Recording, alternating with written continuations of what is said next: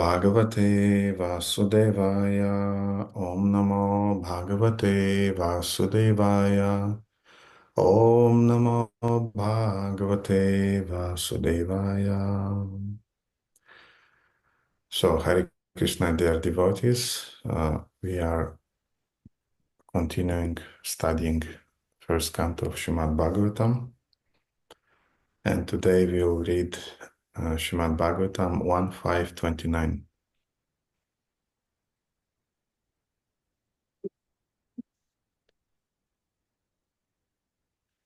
Кришна Канта, маленький ремайдер вам. Да, Вы я, вы должны были включить камеру, вернее, микрофон задолго до того, как мы начали, потому что у вас есть пауза где-то в 20-30 секунд. Из-за этого то, что вы сейчас сказали, не было слышно, и вам нужно повторить. Харе Кришна, дорогие преданные. Сегодня мы продолжаем изучать Шримад-Бхагаватам, первую песнь 1.5.29.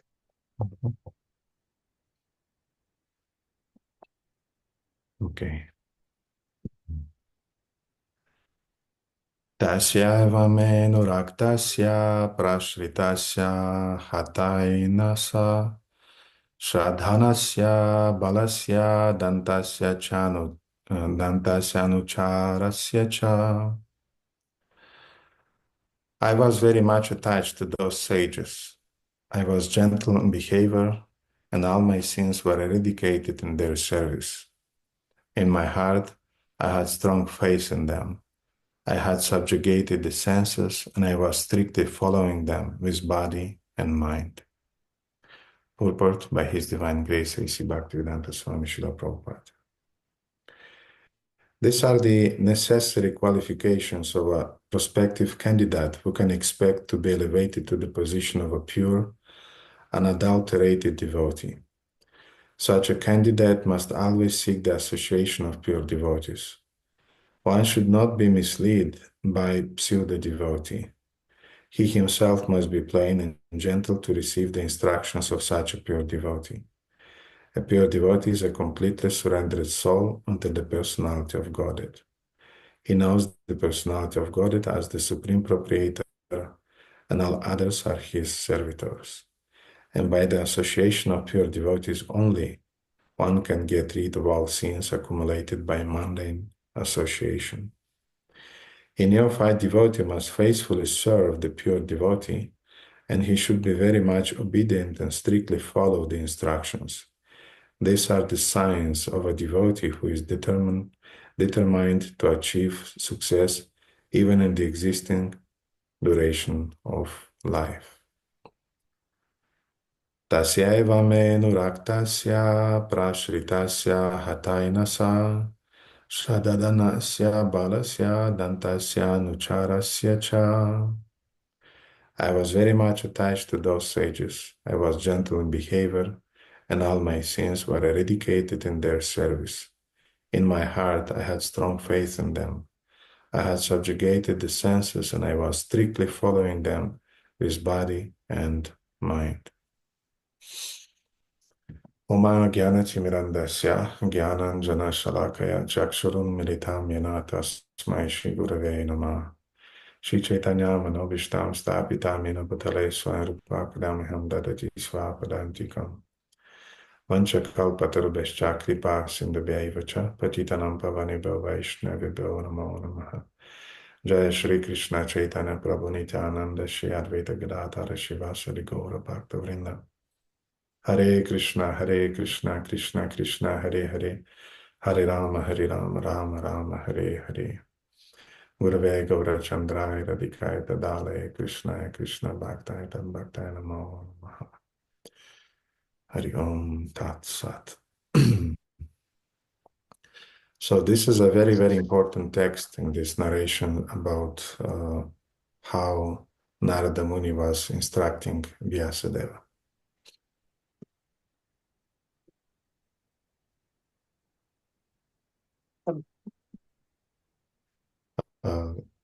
Кришна Канта не было ничего слышно, нужно повторить.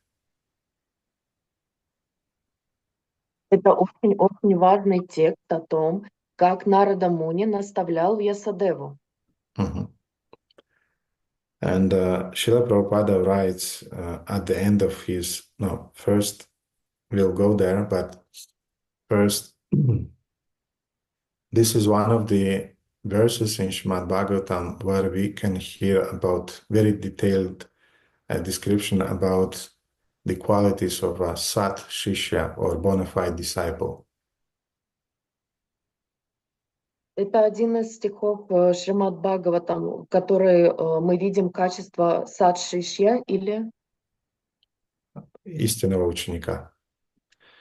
There is this concept of Sat Guru and Sat Shishya, which means a bona fide guru and a bona fide disciple. есть этот концепт сад гуру и сад шишья, истинного ученика и истинного учителя, истинного гуру.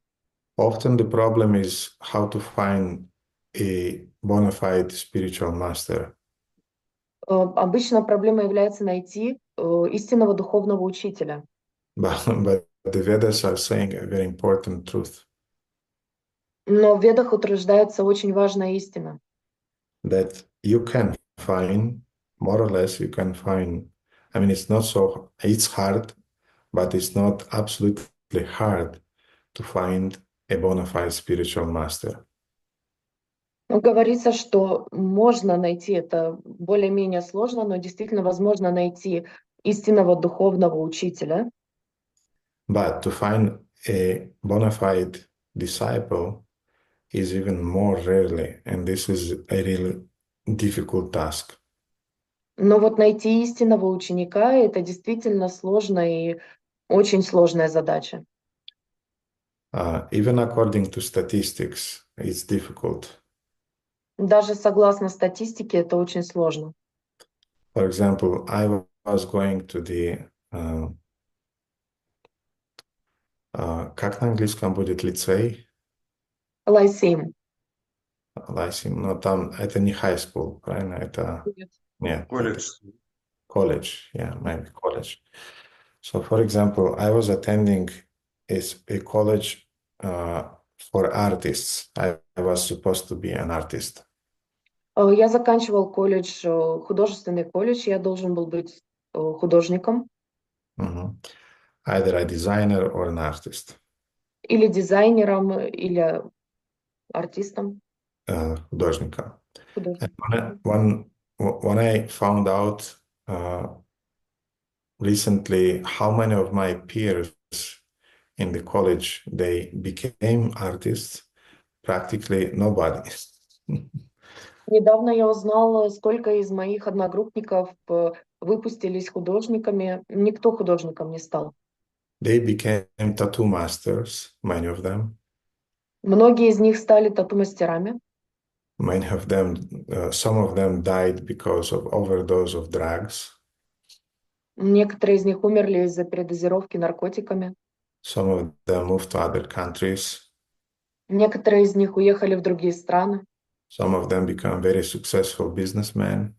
Некоторые из них стали очень успешными бизнесменами. But practically nobody became an artist. Но практически никто не стал художником. So this is the statistic even in the material world. And unfortunately, to some degree, we have the same statistic in our Krishna consciousness movement.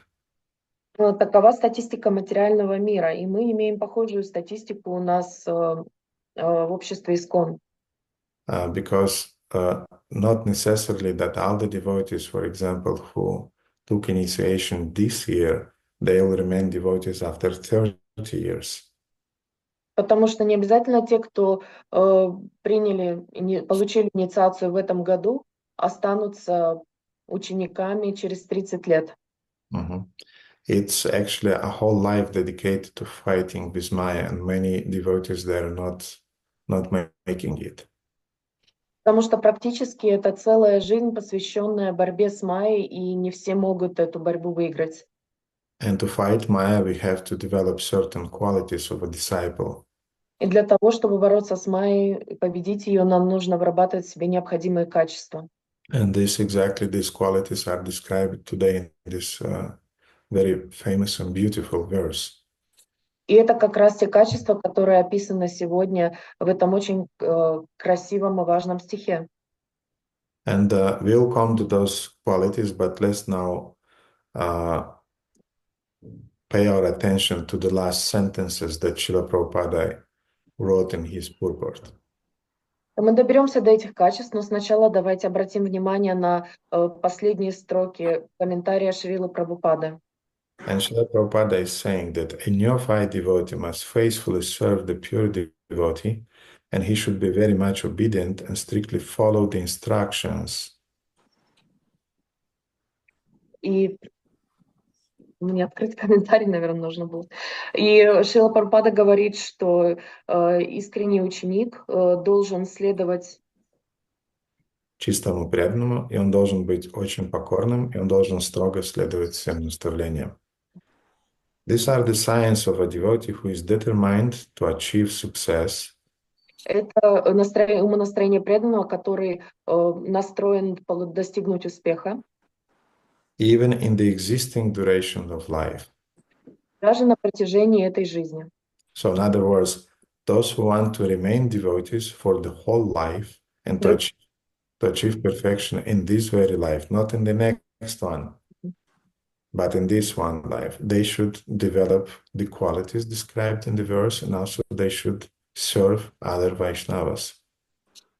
Другими словами, если ученик хочет продвигаться на этом пути и достигнуть совершенных качеств на протяжении этой жизни, до конца этой жизни, а не в следующей жизни, то он должен эти качества в себе развивать, и он должен служить преданным вайшнавам.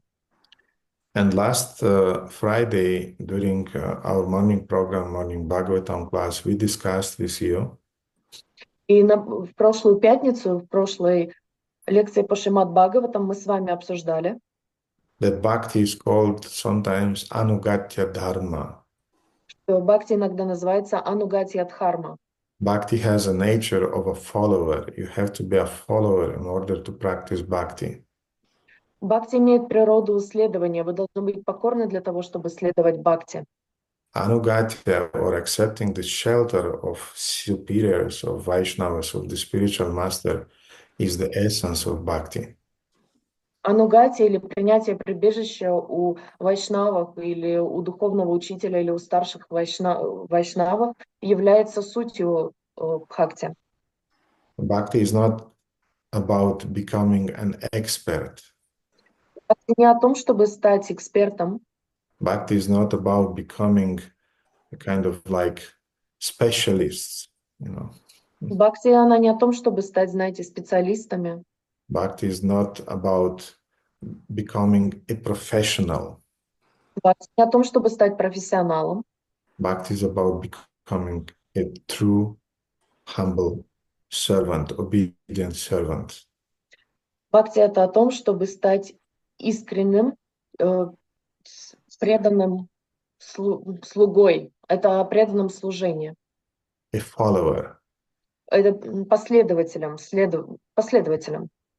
And in today's verse, Narada Muni, he explained on the base of his own life how he became the sage Narada by becoming and by remaining eternally a follower.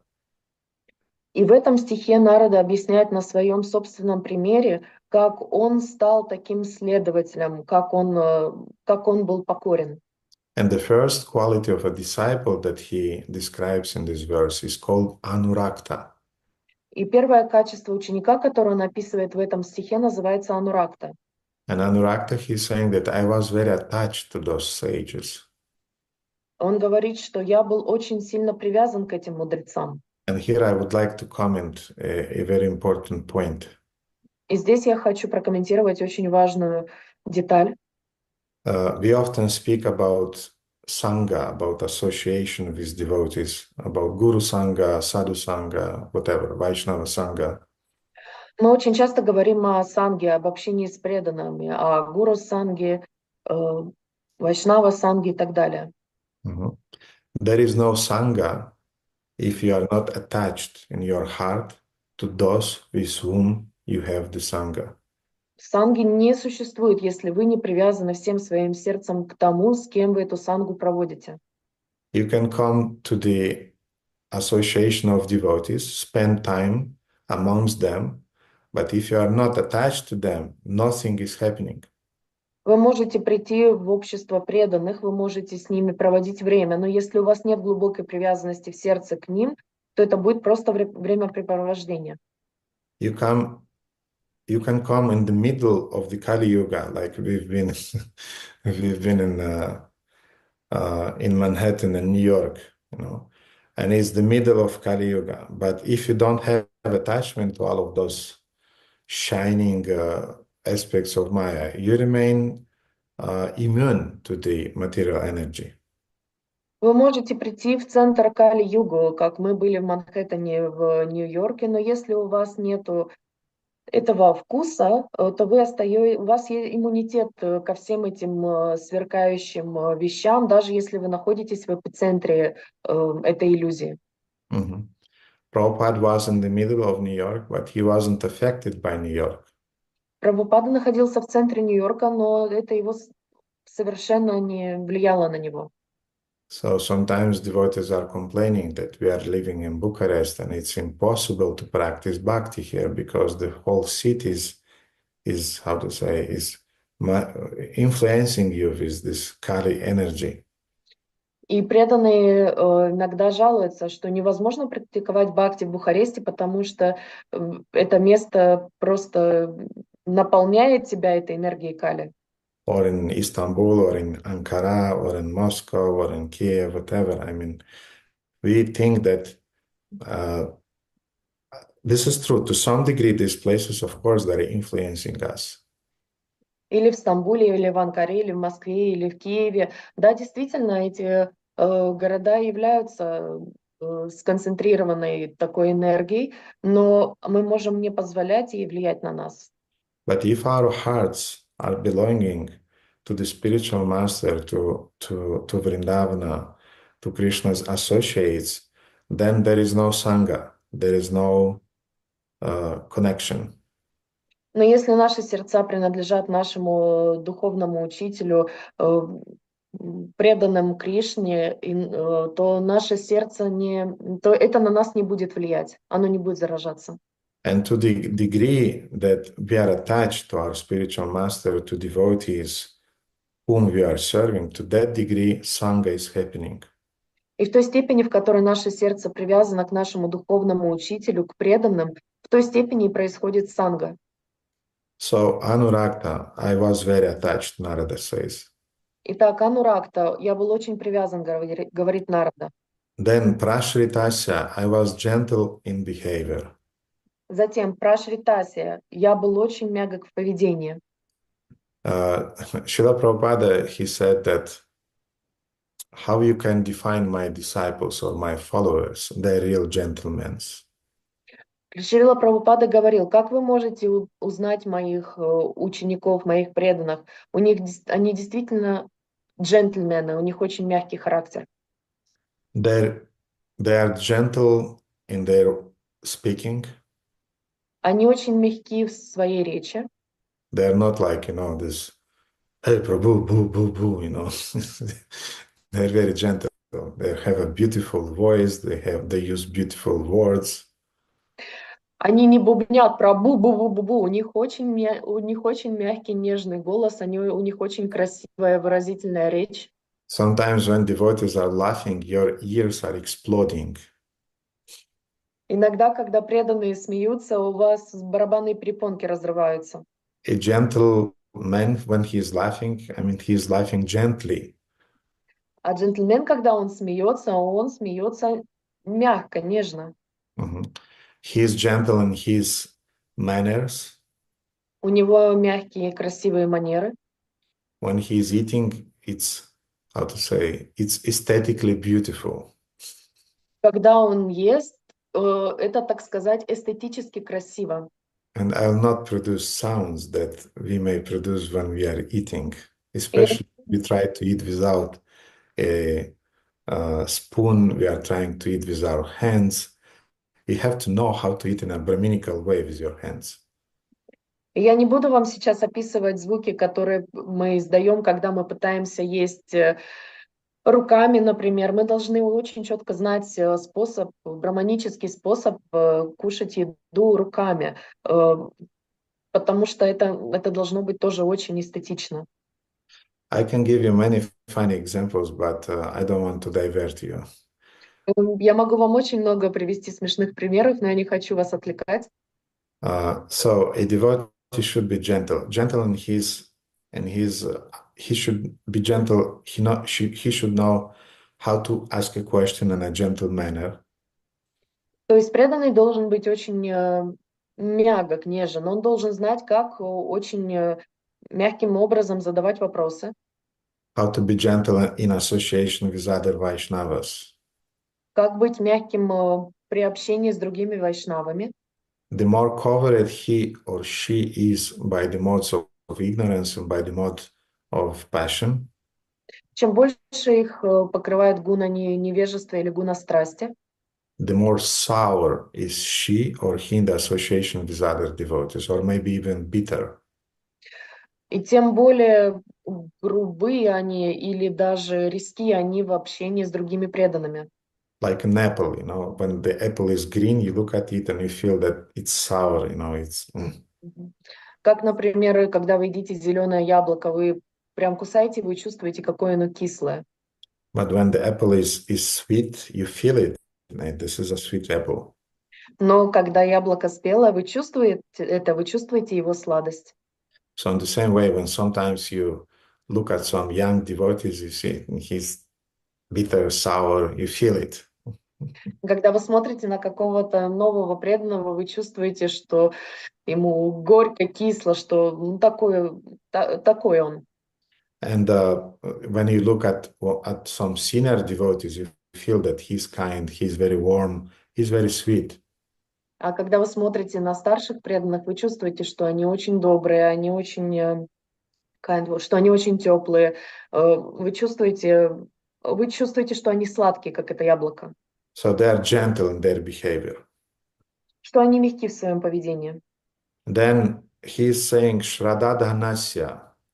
In my heart, I had strong faith in them. Затем он говорит, Шрадха Дханасия, в своем сердце я твердо верил в них. So I had faith, therefore I was attached to them. Так у меня была вера, и поэтому я был к ним очень привязан. It was very interesting how during this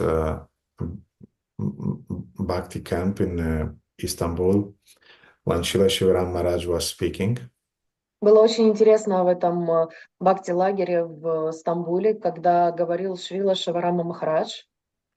then sometimes devotees were translating into Turkish. It wasn't easy sometimes to translate what he was saying. И когда переводили преданный на турецкий, и это было не просто переводить его. I translated for many years. I translated from English to Russian, so I know that it's not easy to translate for Param Gurudev. For many of you, he is your Gurudev. For some of devotees, he is your Param Gurudev. И я много лет переводил Шрила Шиварама Махараджа с английского на русский. Я знаю, что это нелегко переводить его лекции. Для некоторых из вас он Гурудев, для других из вас он Парам Гурудев. And at some points, he was saying, just trust me. So translate what I said, but just trust me, because the translator is trying to understand the logic of what he's gonna say. But he wants to say half of the sentence, and then he's saying, just trust me, translate this one, and you'll hear what I'm saying the next one. И он говорил, просто доверяй мне. И он говорил первую часть предложения, он был для того, чтобы переводчик услышал эту часть предложения, затем он говорил, просто доверься мне, потому что переводчики имеют тенденцию для того, чтобы логически понять, что будет следовать за этим предложением. Но он просто говорил, доверяй мне, и тогда переводчик просто поймет, что должно быть дальше сказано. So you trust the spiritual master in big things, and you trust him in small things. То есть вы доверяете духовному учителю в больших вещах и в маленьких вещах. Then Narada is saying, Dantasya, I had subjugated the senses. Затем Нарада говорит Дантасья, я подчинил себе чувства. Which is the most important sense? This is a question to you, to all of you. Вопрос ко всем вам. Какое чувство является основным, самым важным? Among senses, which one is the most important? Среди всех чувств, какое самое важное?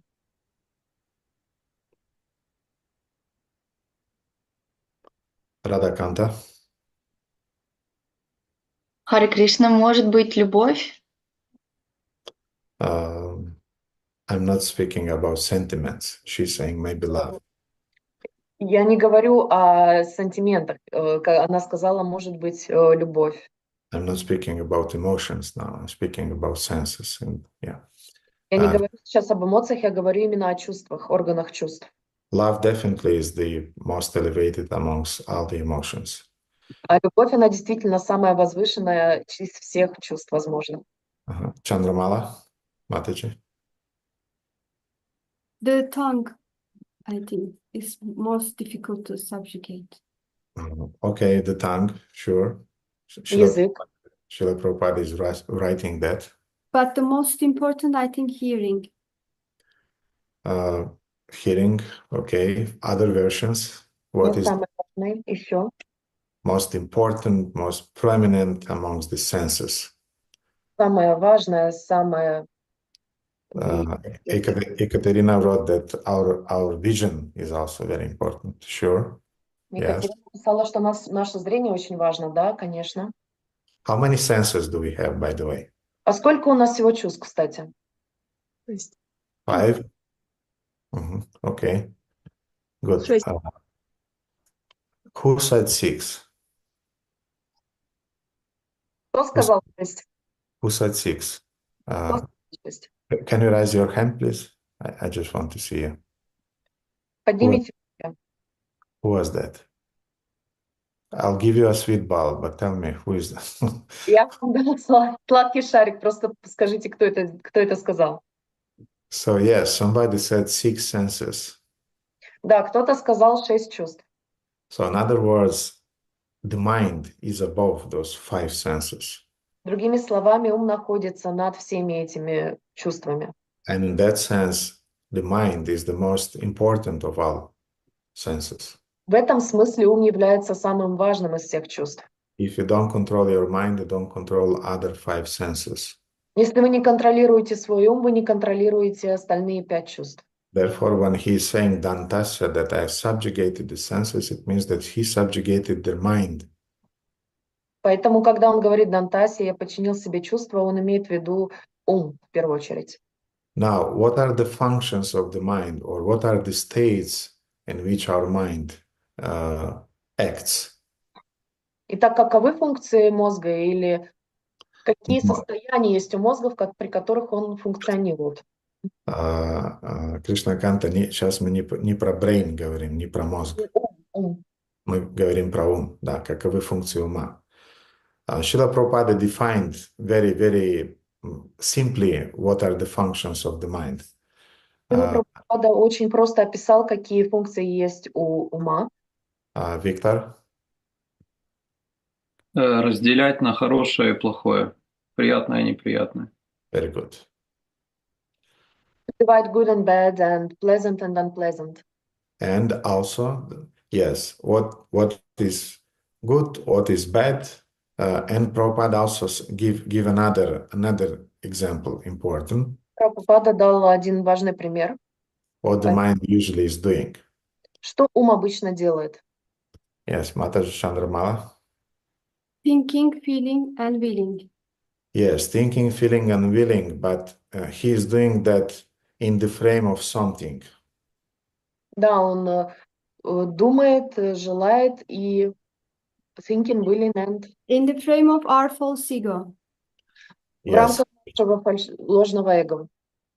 False ego is pushing him to do that. Baldev? Ложное эго толкает. Sankalpa. Have electricity somehow. So, any questions? Итак, вопросы. Можно задавать. Да, Арана Гвинда, начнем с вас. Благодарю. Большое спасибо за лекцию, как всегда. Aruna Govinda, Очень... секунду. Сейчас, секунду. Baldev, don't forget to turn on the recording, okay? Okay, good. Мгм. Мгм. Да, Aruna Govinda.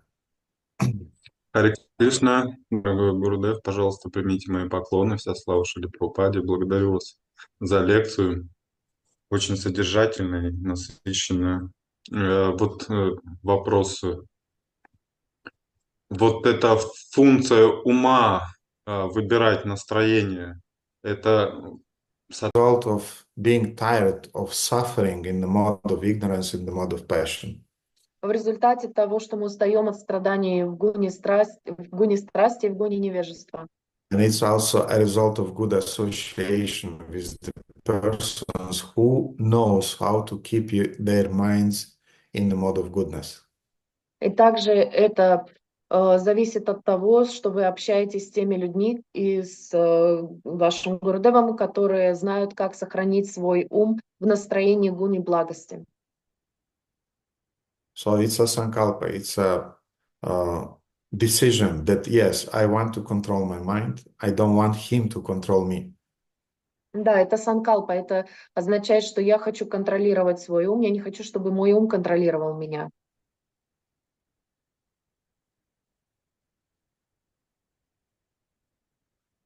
Хорошо, спасибо. Окей, Матаджи Чандрамала. Hare Krishna Gurudev, thank you very much for the class. My question is about how we can distinguish when to tolerate and when to express when something is not nice for us. Как мы можем различить, когда что-то хорошо и что-то нехорошо для нас? It depends. There are different situations. Зависит, существуют разные ситуации. I would give a general answer to that, but Я, there may be some specific situations. я дам общий ответ на этот вопрос, но могут быть различные особенные ситуации. There are situations which are related to yourself personally, Есть ситуации, которые относятся к вам лично. and they are not harmful. They don't. These situations are not abusive for you. И они вам не причиняют вреда, и такие ситуации, они не забирают вас в подчинение. Ну, то есть нету абьюза какого-то. Я не знаю, как это слово как-то перевести, да. Abuse. And then some inconveniences or some foolish gestures, words, actions from people around, you can tolerate them. А различные жесты, слова, неприятные вещи от окружающих людей, вы каким-то образом можете к ним относиться толерантно, терпеть их. If they are not in the frame of systematic abuse. Если они не находятся в рамках систематического абьюзивного поведения. But if this become a systematic kind of like abusive behavior towards you, Но если это становится систематическим поведением абьюзивным по отношению к вам, or if this puts in danger, или если это вовлекает вас в опасность, if that puts in danger the movement, или движение, or puts in danger other devotees, their spiritual life, или подвергает опасности других преданных и их духовную жизнь, you should not tolerate it. You should make the proper steps to oppose, to resist to that. тогда не нужно терпеть, тогда нужно сделать определенные шаги для того, чтобы решительно отказаться от этого. So you put a general question, I gave the general answer, but then according to time, place, and circumstance, every situation should be analyzed and should be understood what should be done in this particular situation. И сейчас я тебе дала ответ, ты задала общий вопрос, я дал тебе общий ответ, но затем в зависимости, в соответствии с временем, местом и обстоятельствами мы должны подбирать соответствующее поведение.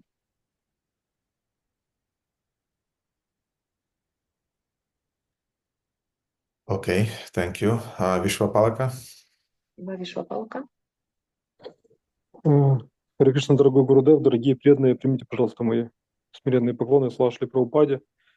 У меня вот такой вопрос, прям благодарю за лекцию, потому что прям поднялась изнутри вот эта важность Шарлотты, простоты. И у меня такой вопрос, что вот сейчас так вот, знаете, произошло, что у людей очень много оценочного суждения. То есть какая-то ситуация, вы приводили тоже пример, и человек начинает себе накручивать, думать, что он вообще обо мне думает, и плохо ко мне относится, и так дальше, и так дальше. Хотя Прабхупада тоже говорит, простая жизнь, возвышенное мышление. И также я вот вспомнил, что Дурьодхана, он тоже так, он начал манипулировать своими старшими, там, дипломатию какую-то. И часто это ошибочно, эти оценочные суждения, они ошибочные.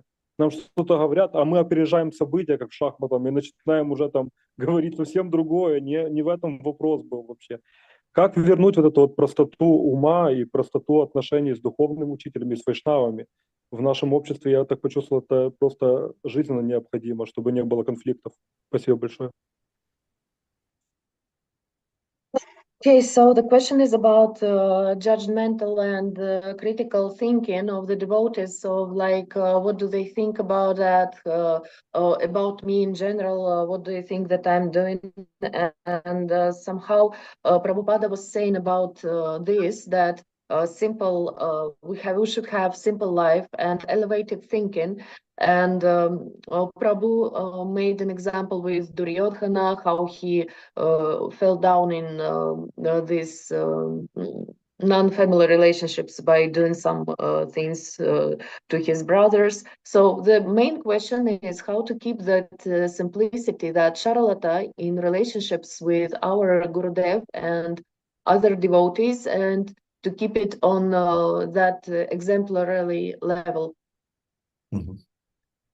We have two things. First of all is that in general, we have the tendency to judge and to misunderstand people around.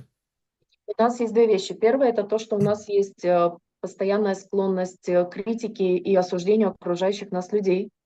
And the second thing, which makes our life even more complicated, И вторая вещь, которая делает нашу жизнь еще более сложной, is that Vaishnavera Kriya Mudra, you never understand the thought process and the movements of a Vaishnava.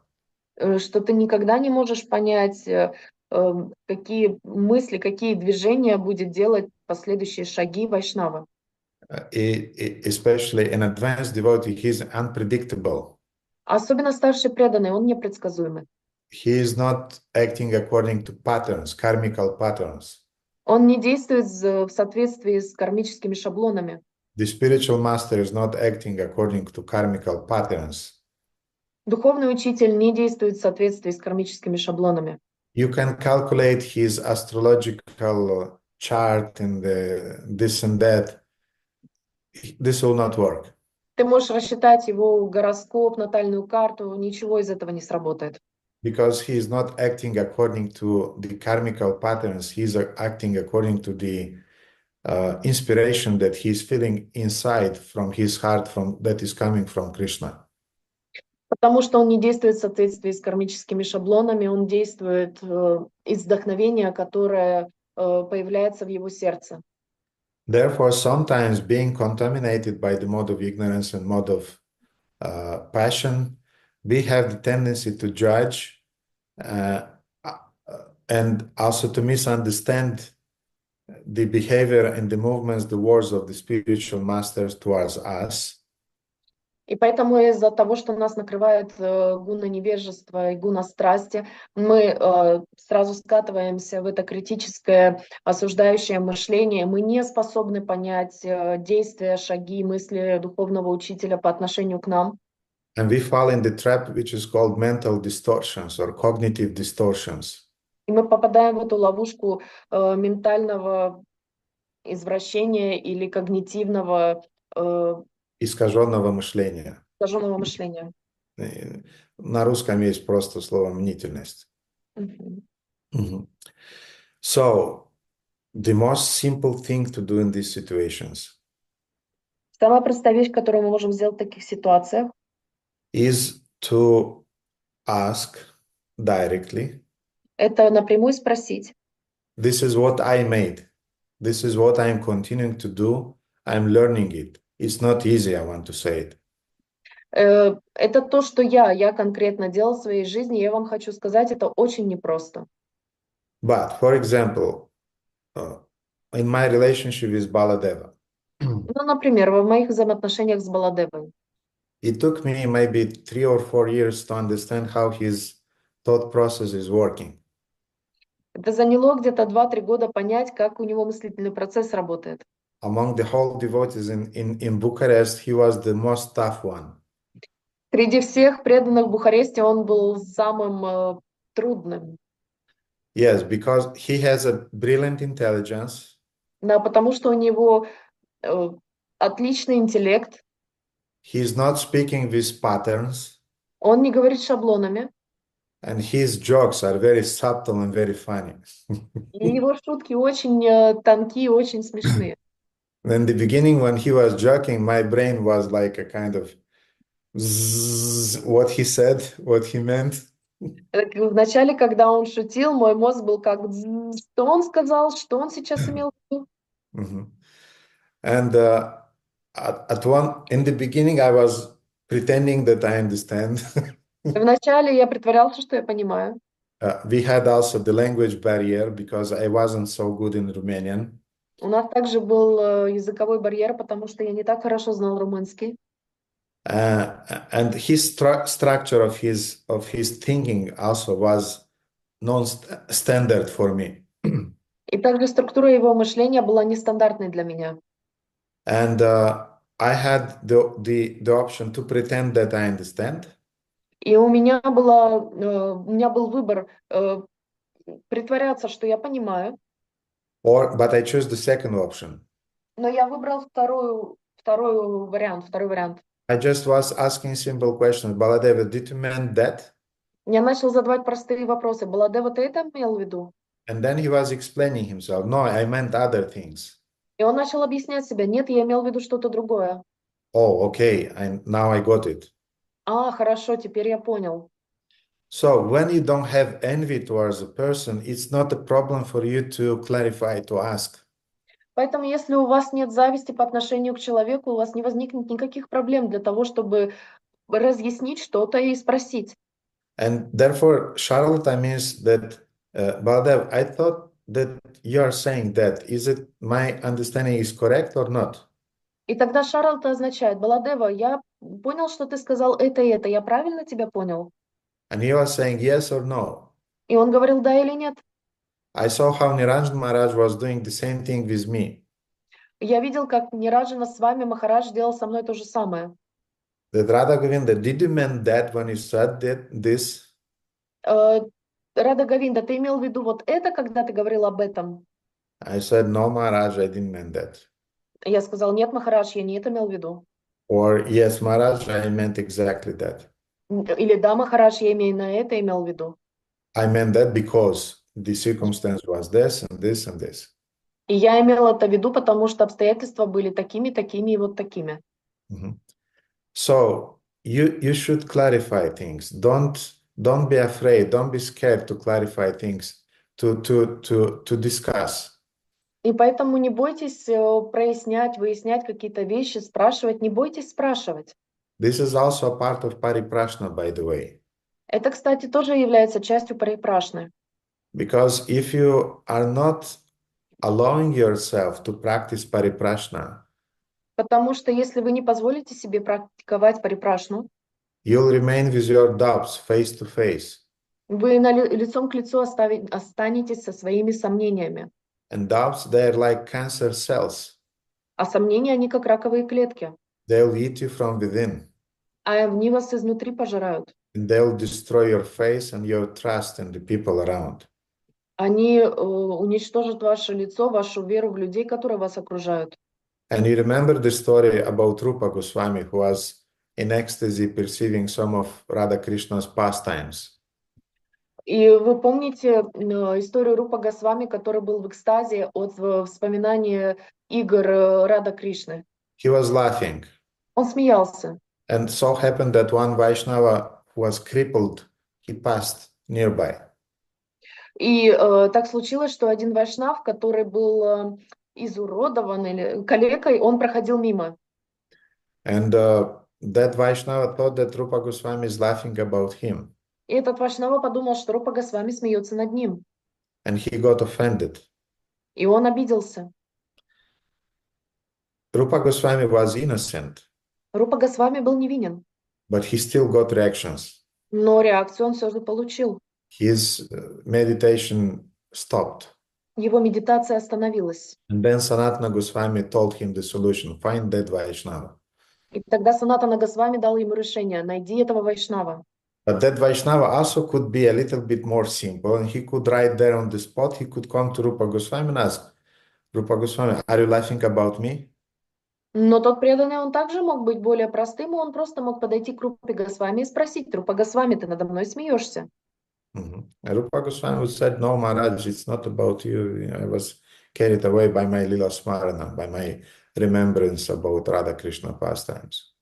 И Рупа Госвами мог бы ему сказать: нет, дорогой преданный, я просто смеюсь от воспоминаний от лил Рада Кришны. So now, И теперь we have two inconveniences. у нас есть два неудобства. First inconvenience is to go and clarify. Did you mean that? Did you thought that? Did you said that? Первое неудобство — это пойти и прояснить. Вы это имели в виду, вы это сказали, вы об этом говорили. This is certainly inconvenience, Это точно неудобно. especially if you are introvert by your nature. Особенно если вы являетесь интровертом по своей природе. This is a torture for an introvert. Это пытка для интроверта. For an extrovert, it's an occasion to talk with somebody. It's my energy. А для экстраверта это возможность поговорить с кем-то. Это вау, это моя энергия. The second inconvenience Второе неудобство is to get caught in these mental cognitive distortions. это быть пойманным в эти искаженные мышления, мнительность. And to start speculating, and you build a whole illusory reality in your head which doesn't exist. И просто быть поглощенным этим и создать огромную воображаемую реальность, которая на самом деле даже не существует. And it was a small thing but you invented so many things around it. И была какая-то очень маленькая вещь, но вы изобрели огромный мир посередине этого. I decided that in my life, between these two что надо подвергать сомнению, критически относиться к своим убеждениям по отношению к другим людям. И второй вывод я сделал, что если даже явно человек тебе грубит или как-то тебя эксплуатирует, или жестко к тебе относится, то надо быть, как бы оправдывать его, быть его адвокатом, как бы говорить, ну он просто не с той ноги встал, ну у себя думать так.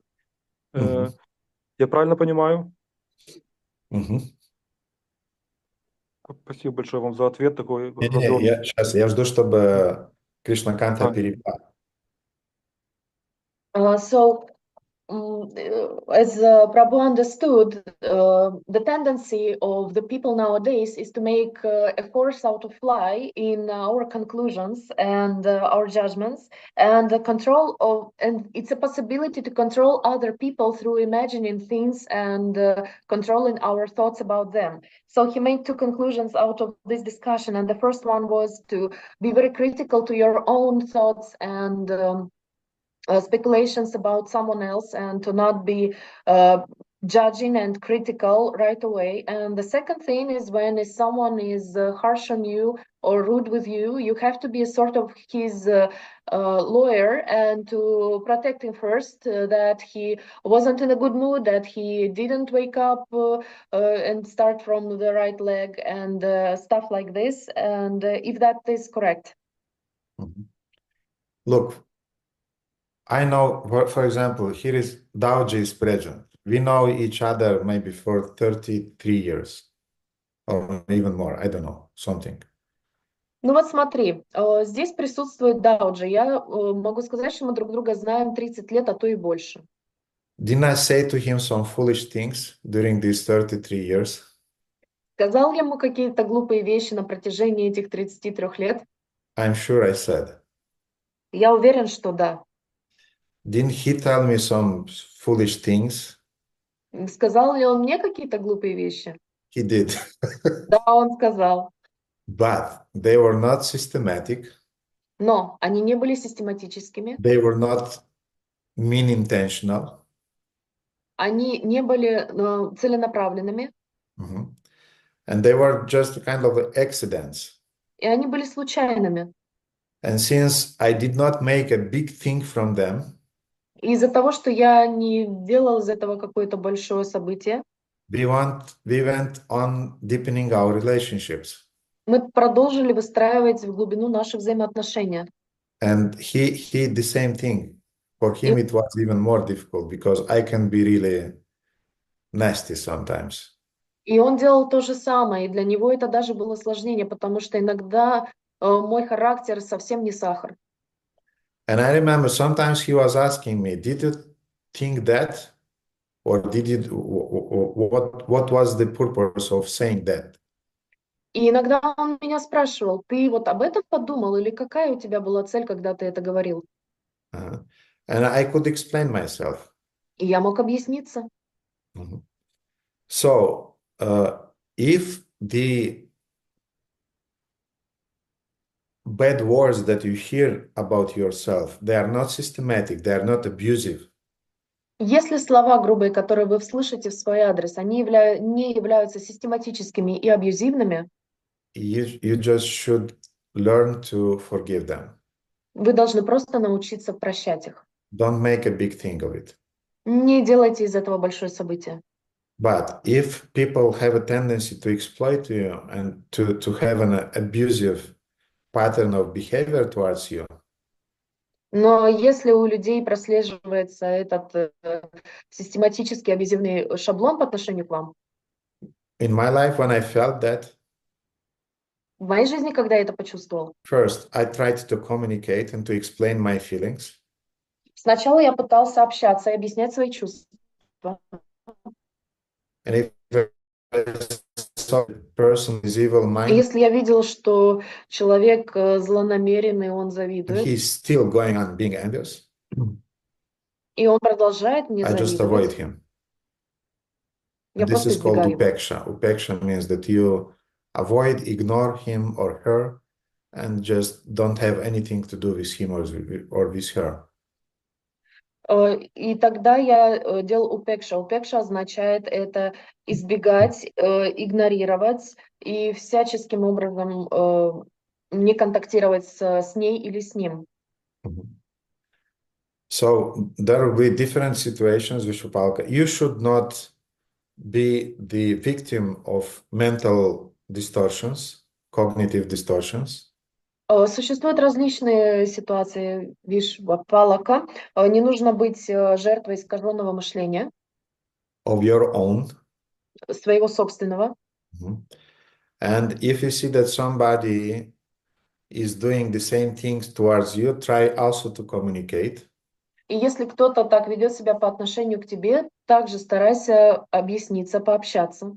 But if you see that he's still settled, to remain envious in your relationship, you just avoid any relationship, any contact with that person.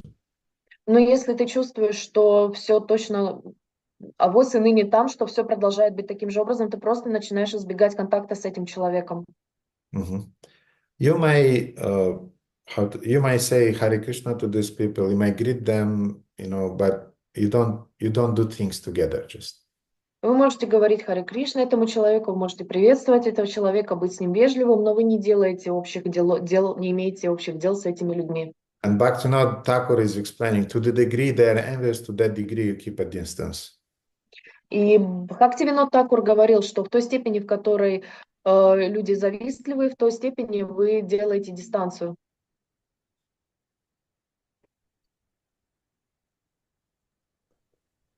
Большое спасибо, дорогой Гурдев. Я получил объем для труда, для работы. Матаджи Кришна Канта, спасибо за замечательный перевод. Харе Кришна. Присоединяюсь. Окей, Иван? Харе Кришна, дорогие преданные, Харе Кришна, дорогой Гурудев. Спасибо за глубокий урок. Я не знаю, подходит ли мой вопрос к этому. Мы обсуждали здесь тему, как вот, если кто-то к нам как-то неправильно относится, и как мы с этим. А если я неадекватно отношусь, например, к другим, скажем, кто-то подошел ко мне, а у меня срабатывает программа, и я ничего не могу сделать. То есть тут уже на автомате, и я не могу себя контролировать. Вот как вот здесь, как вот есть возможность, способность вот отключить программу. Я понимаю, что надо, может, себе дать секунду-две, обдумать. Если не работает, не получается, просто взрываешься, потому что программа срабатывает, и все, и тебя понесло. Okay. So we discussed a lot about how to behave when people are like this towards you with harsh or rude, but what to do if I feel myself in an inadequate state and I behave inappropriately, and sometimes patterns come out automatically, and somehow I realize that I can stop for 2 seconds and I have to think and try to switch off that program, but it does not switch off, and I wanted to know what to do in such situations, how to behave, what to do with yourself. First of all, I would like to say welcome to Ivan and to Valentina, to new devotees, to our Sangha. Thank you. Прежде всего, я хотел бы поприветствовать Ивана и его жену, двух новых преданных в нашей санге. And also to Mataji Sadbuja, she is here. I can see her screen. И также Матаджи Садбуджи, я вижу ее профиль. And I saw in the morning Navika Krishna was also present today. И я также утром видел Навика Кришна, присутствовал сегодня. Sadbuja, anybody else? Садбуджа, кто-то еще? Megambari Mataji wasn't attending today, yeah. No. Габхари Матаджи не пришла сегодня. Okay, anyway, Sadbuja, Megambari, and Navika Krishna, they're from Turkey. И в любом случае Садбуджа, Мегамбхари и Навика Кришна из Турции. And Ivan and Valentina, they're staying now in Germany. И Иван с Валентиной, они сейчас находятся в Германии. Добро пожаловать. Спасибо. So regarding your question, Ivan. Относительно вашего вопроса, Иван. 2 seconds is how to say is not so much. You need more. 2 секунды это не так много, тебе нужно больше. You are really professional if you can adjust your patterns just in 2 seconds. Ты настоящий профессионал, если ты можешь подстроить свои шаблоны всего за 2 секунды. You should understand how karma works. Тебе нужно понять, как работает карма. We have a certain karmical patterns of actions for certain situations. У нас есть определенные кармические шаблоны для определенных ситуаций. And we have a certain karmical patterns of actions, behavioral karmical patterns for certain persons, dealing with certain persons. А также у нас есть определенные кармические шаблоны для определенных людей, определенных личностей, с которыми мы контактируем. Sometimes you contact a person, you immediately understand that you're completely incompatible. Иногда вы видите, in common. иногда вы встречаетесь с человеком и видите, что вы абсолютно не подходите друг другу ни по каким параметрам, вы совершенно разные люди. Whatever he says, whatever he does is just touching your nerves. Все, что он делает, все, что он говорит, это просто играет у вас на нервах. So I'll share what I understood in all these situations. Я вам скажу, что я понял во всех этих ситуациях. So I understood that this is karmical incompatibility between me and this type of persons. Я просто понял, что это кармическая несовместимость между мной и такого рода людьми. And this also may be related to some past lives in our relationships. Who knows? И, возможно, это связано с нашими взаимоотношениями в прошлых жизнях, кто знает. But mainly I detected there are certain persons that I already, how to say, I already know that this will not work out with him or with her. И есть определенные люди, с которыми я знаю наверняка, ничего с ними не выйдет, не получится. And I'm still in the stage when if I by accident get in contact with these persons, И все равно существуют ситуации, в которых я, если случайно контактирую с этими людьми, я пока еще нахожусь в стадии, когда, если я попадаю в ситуацию, что я случайно контактирую с этими людьми, I still internally have a certain repulsion. я все равно, у меня внутренне возникает определенное отвержение. It's not external anymore. Оно уже не внешнее. And this is a win for myself, and I'm a good boy. И это моя личная победа, я знаю, что я хороший мальчик. Because 30 years back, before Krishna consciousness, I just exploded. Потому что 30 лет назад, до сознания Кришны, я просто взрывался. When I saw such kind of person, I just exploded. I said nasty words to them, and and it was a mess. Когда я видел таких людей, я просто взрывался, говорил им много неприятных слов, и был совершенный хаос. But now I learned that I'm not reacting like that. Но теперь я научился, я больше так не реагирую. I still feel some repulsion inside. Why? Because this karmical pattern is there. You cannot do anything with him. Я все равно чувствую внутреннее отвержение. Почему? Потому что этот кармический шаблон все еще там, он находится внутри. But then I sit and I start thinking. Но потом я сажусь и начинаю думать. Do you think that this person is really evil-minded? Как ты считаешь, этот человек действительно злонамеренный? Do you think that he really is envious of you and he wants to harm you? Ты действительно считаешь, что он завистлив, что он хочет навредить тебе? So I give myself some space Я даю себе какое-то пространство, and I take a proactive decision и я принимаю проактивное решение, that next time when I'll see him or her, что в следующий раз, когда я увижу его или ее, I'll maintain my calm я буду сохранять спокойствие, and I'll deal on a reasonable way with him or with her. и я буду подходящим образом взаимодействовать с ним или с ней, According to Vaishnava Sadachar. в соответствии с Вайшнава Садачар. And this is what is breaking the karmical pattern. И это то, что разрушает кармические шаблоны. Because I'm not acting anymore according to karma, I'm acting according to intelligence, according to knowledge. Потому что я больше не действую в соответствии с кармическими шаблонами, я действую в соответствии с интеллектом. Srila Radhanath Maharaj was telling this story. Шрила Рагнат Radhanatha Swami was telling this story about his relationship with Chandramauli Swami. рассказывал эту историю о своих взаимоотношениях с Чандрамаули с вами. Maybe devotees they know, some devotees they know Radhanath Swami and Chandramauli Swami.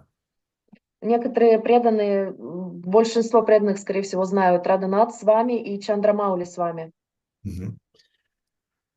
Radhanath Swami was saying that when they met for the first time in New Vrindavan, Радханат с вами говорил, что когда они в первый раз встретились в Нью-Вриндаван, for a few years, they were a kind of like completely, their relationships did not work out.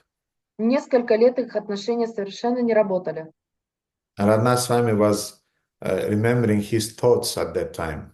И Радханат с вами вспоминал свои мысли о том времени. That if not for Krishna consciousness, I'll have nothing to do with this person. Если бы не сознание Кришны, мне совершенно нечего было бы, никаких дел бы у меня не было с этим человеком. We are completely from different planets. Мы совершенно с разных планет. But we have something in common. Но у нас есть что-то общее. Service to Srila Prabhupada. Служение Шриле Прабхупаде. And they put this Prabhupada's interest, they put in the front. И они поставили интерес Шрилы Прабхупады впереди. And they started somehow cooperating. И, It wasn't easy. и они начали взаимодействовать, хотя это было нелегко. And it wasn't without frictions. There were frictions. И это не было не без трений, трения были. But in some years, after some years, Но через несколько лет, после нескольких лет, they became the best in Krishna consciousness. они стали лучшими друзьями в сознании Кришны. Why? Because they weren't acting according to their karmic patterns. Почему? Потому что они больше не действовали в соответствии со своими кармическими шаблонами. They were acting according to Guru Sadhu Shastra. Они действовали в соответствии с гуру Саду Шастра. They put the interest of their spiritual master in the front. Они поставили интересы своего духовного учителя превыше всего. Something higher became the base of their relationships. Что-то более высокое стало базой для их, основой для их взаимоотношений. Mhm. Therefore, in the beginning, we have to don't be disappointed that maybe your first reactions was negative inside. It's okay. It's still okay. Поэтому не расстраивайся, если вашей первой реакцией было негативное отношение. Ничего страшного в этом нет. Да, не расстраивайтесь, если по-прежнему еще иногда ваша первая реакция на таких людей, она будет еще негативной. It will take some more time in the future Это займет еще какое-то время в будущем to immediately detect. для того, чтобы немедленно определить. Oh, here is another Или есть еще одна training machine that is giving me the possibility to work on my qualities. Или это еще один тренировочный аппарат для того, чтобы я развивал свои возвышенные качества. Sounds a little bit impersonal, Звучит немного безличностно, имперсонально, but it's better than to perceive him or her as an enemy. но это лучше, чем воспринимать ее или его как врага. Mhm. So another teacher has come in my life И еще один учитель пришел в мою жизнь, who is in a negative way teaching me something. который в негативном ключе учит меня чему-то. Mhm. And if you maintain this mentality of a disciple who is learning, И если вы будете сохранять этот менталитет ученика, который находится в процессе обучения, then you'll be grateful to positive teachers тогда вы будете благодарны позитивным учителям and to negative teachers. и негативным учителям. Yes, sometimes we don't get connected immediately with the negative teachers, Да, иногда нам не сразу удается сконтактировать с негативными учителями, but give you some space, think about it, and decide what kind of reaction you would like to have next time when you'll meet him or her. но просто сядьте, подумайте, решите, какую бы реакцию вы бы хотели иметь, когда вы в следующий раз встретитесь с ним или с ней. So, in our first stage of our interactions with this kind of persons, Поэтому на первом этапе наших взаимоотношений с такого рода людьми we'll have a unconscious emotional outburst reactions. у нас будет бессознательная реакция эмоционального взрыва. On the second, more advanced stage, we'll have a conscious, controlled reactions towards such kind of persons. На втором, более высоком уровне, этапе мы будем иметь сознательные эмоциональные реакции по отношению к данному человеку. It will be a proactive, conscious reaction that we decided to have in such kind of situations with such kind of people. Это будет проактивная эмоциональная реакция, которую мы приняли решение чувствовать при взаимодействии с такого рода людьми. And on a really advanced stage, А потом на самом высоком уровне you'll have an unconscious right reaction towards such kind of people. у вас будет бессознательная, правильная реакция на взаимоотношения с такими людьми. If they're even hurting you, you'll remain calm and kind towards them. Даже если они будут вас обижать или грубить вам, у вас все равно будет, вы будете по-доброму относиться к ним. Or you'll turn it into a joke. Или вы просто перевернете все в шутку. I saw how Srila Shivaram Maharaj is doing it. I saw how Srila Niranjan Maharaj is doing it. Я видел, как Шрила Шиварама Махарадж это делает, я видел, как Шрила Нираджана Махарадж это делает. Mhm. Sometimes I already can joke with some devotees who are irritating me. Иногда я тоже готов пошутить с преданными, которые меня раздражают откровенно. Sometimes I'm not so keen to joke in that situation, and they may be see on my face that I'm not so ecstatic. Иногда у меня нет настроения шутить в таких ситуациях, и они видят по моему лицу, что я не расположен к этому. But still, I make an inside conscious choice of reacting properly. Но тем не менее я сделал выбор правильно реагировать в таких ситуациях.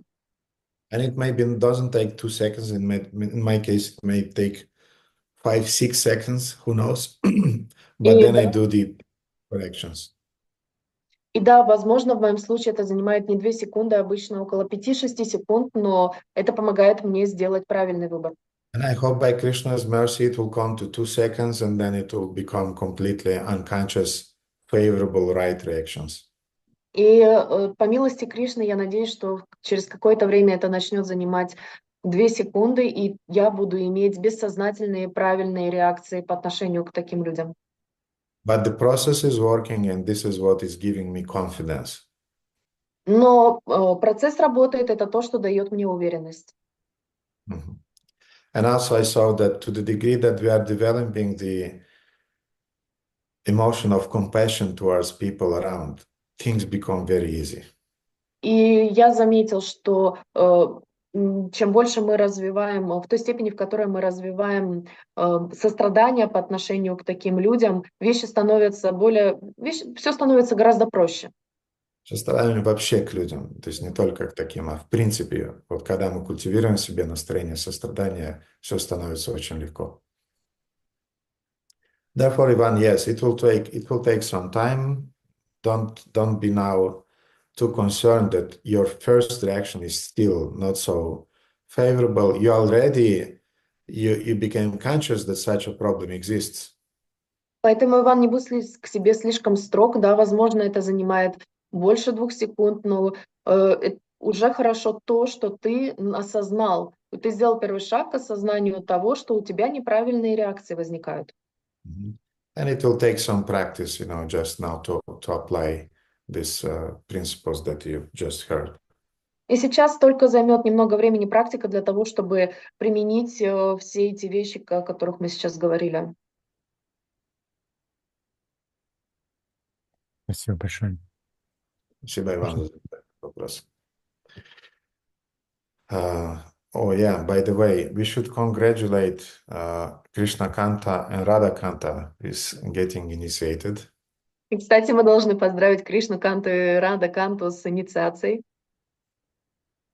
And Radha Kanta, the mic is yours, please. Рада Канта, микрофон твой, пожалуйста. Харе Кришна, дорогой Гурудев, примите, пожалуйста, мои поклоны. Вся слава Шри Прабхупаде. Спасибо большое за лекцию. На моей памяти это самая теплая, открытая лекция, очень прям вот сердечная. Спасибо вам, потому что помимо знаний, вот через это передается сила действовать так. Знаний недостаточно. Я хотела сказать, у меня есть вопрос, но сначала просто обмолвиться. Я от старших преданных слышала, что вот эти несколько секунд, которые между стимулом и реакцией, называются браманический зазор. Вот. Очень такое интересное выражение. Мой вопрос. Однажды в одной из лекций я слышала, что когда мы встречаемся с преданными и сразу располагаемся друг к другу, это говорит не более чем о кармических паттернах и кармических реакциях.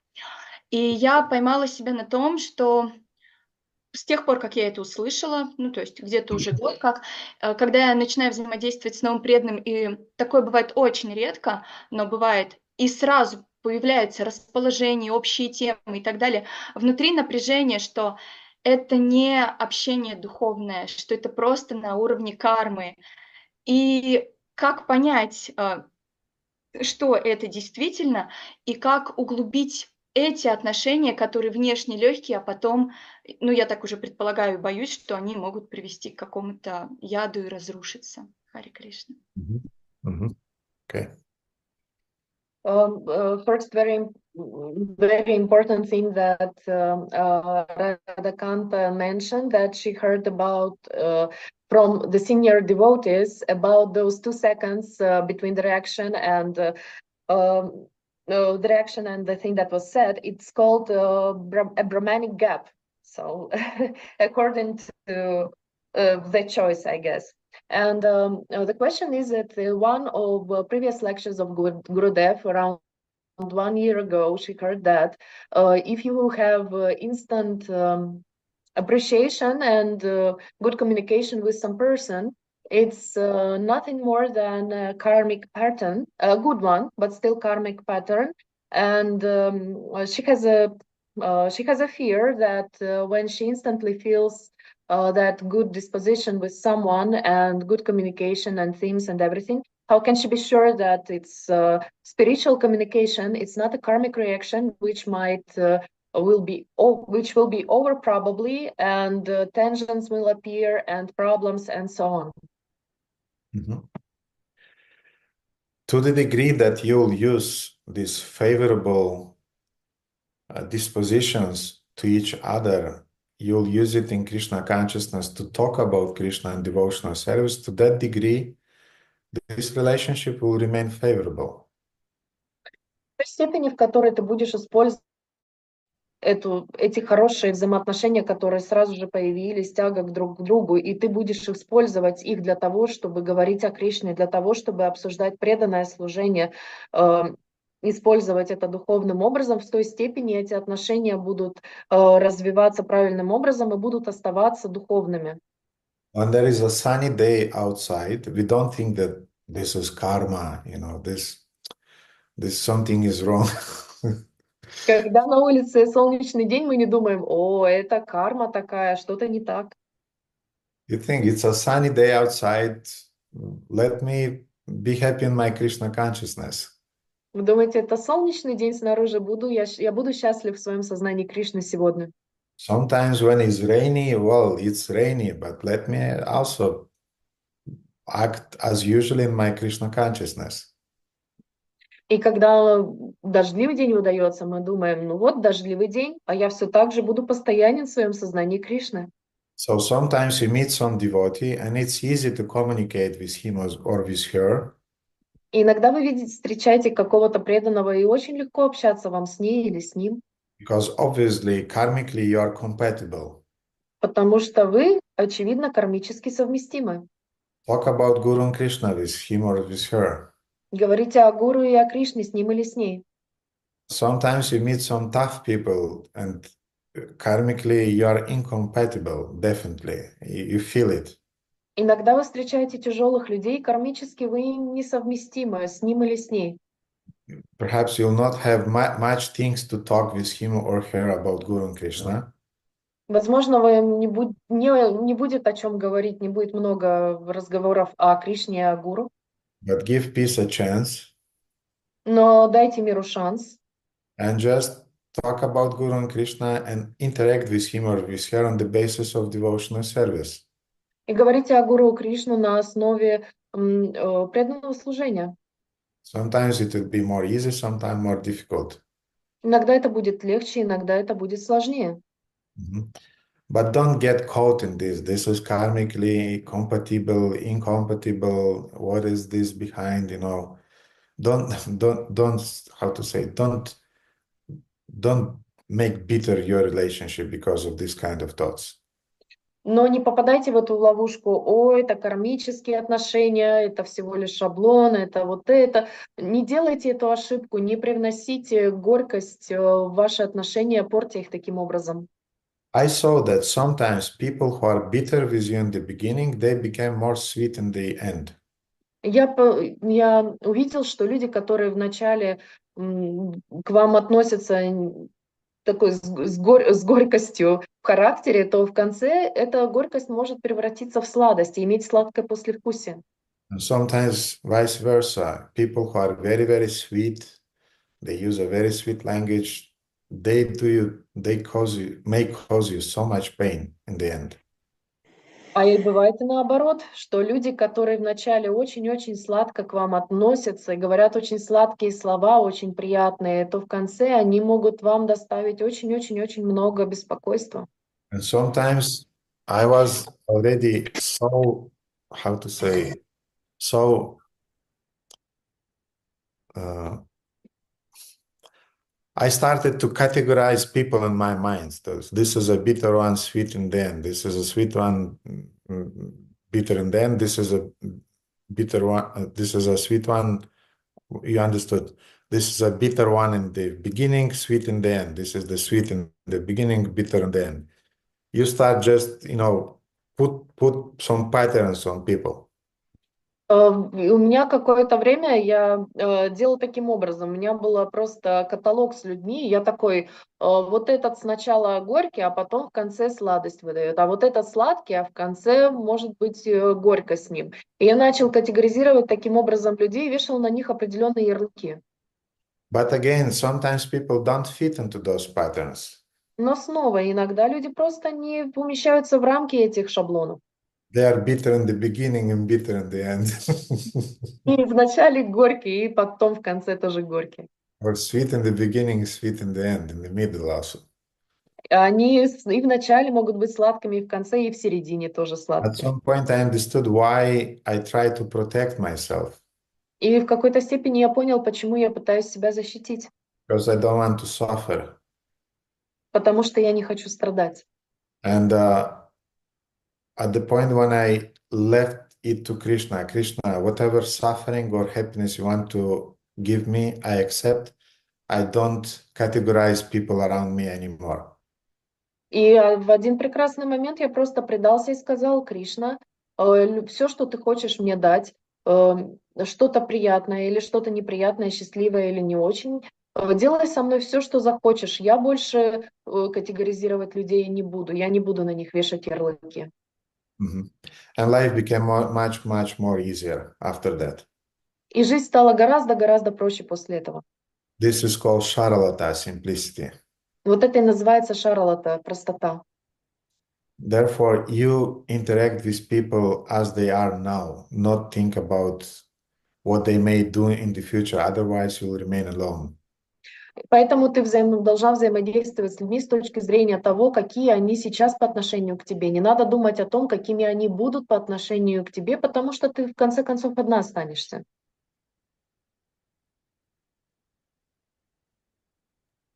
Я поняла. Спасибо большое, Гурудев. Харе Кришна. Okay, Hare Krishna. Что-то еще по этой теме или по любой другой? Anything else on this topic or maybe other topic? Yes, Dauji.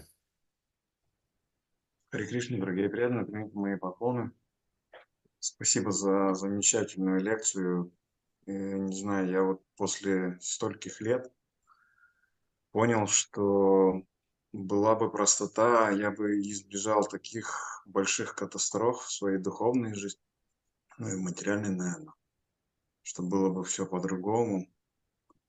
Я просто в каком-то шоке в таком небольшом. Спасибо огромное. Оно как-то, может быть, и раньше было, но дошло именно вот сейчас, сегодня. Вот. И хотел спросить, вот в комментарии, из которого, ну вот из нашего сегодняшнего текста, там Шрила Прабхупада, он пишет, человек должен быть прост и кроток. Ну, то есть кротость – это следствие простоты или это еще одно качество?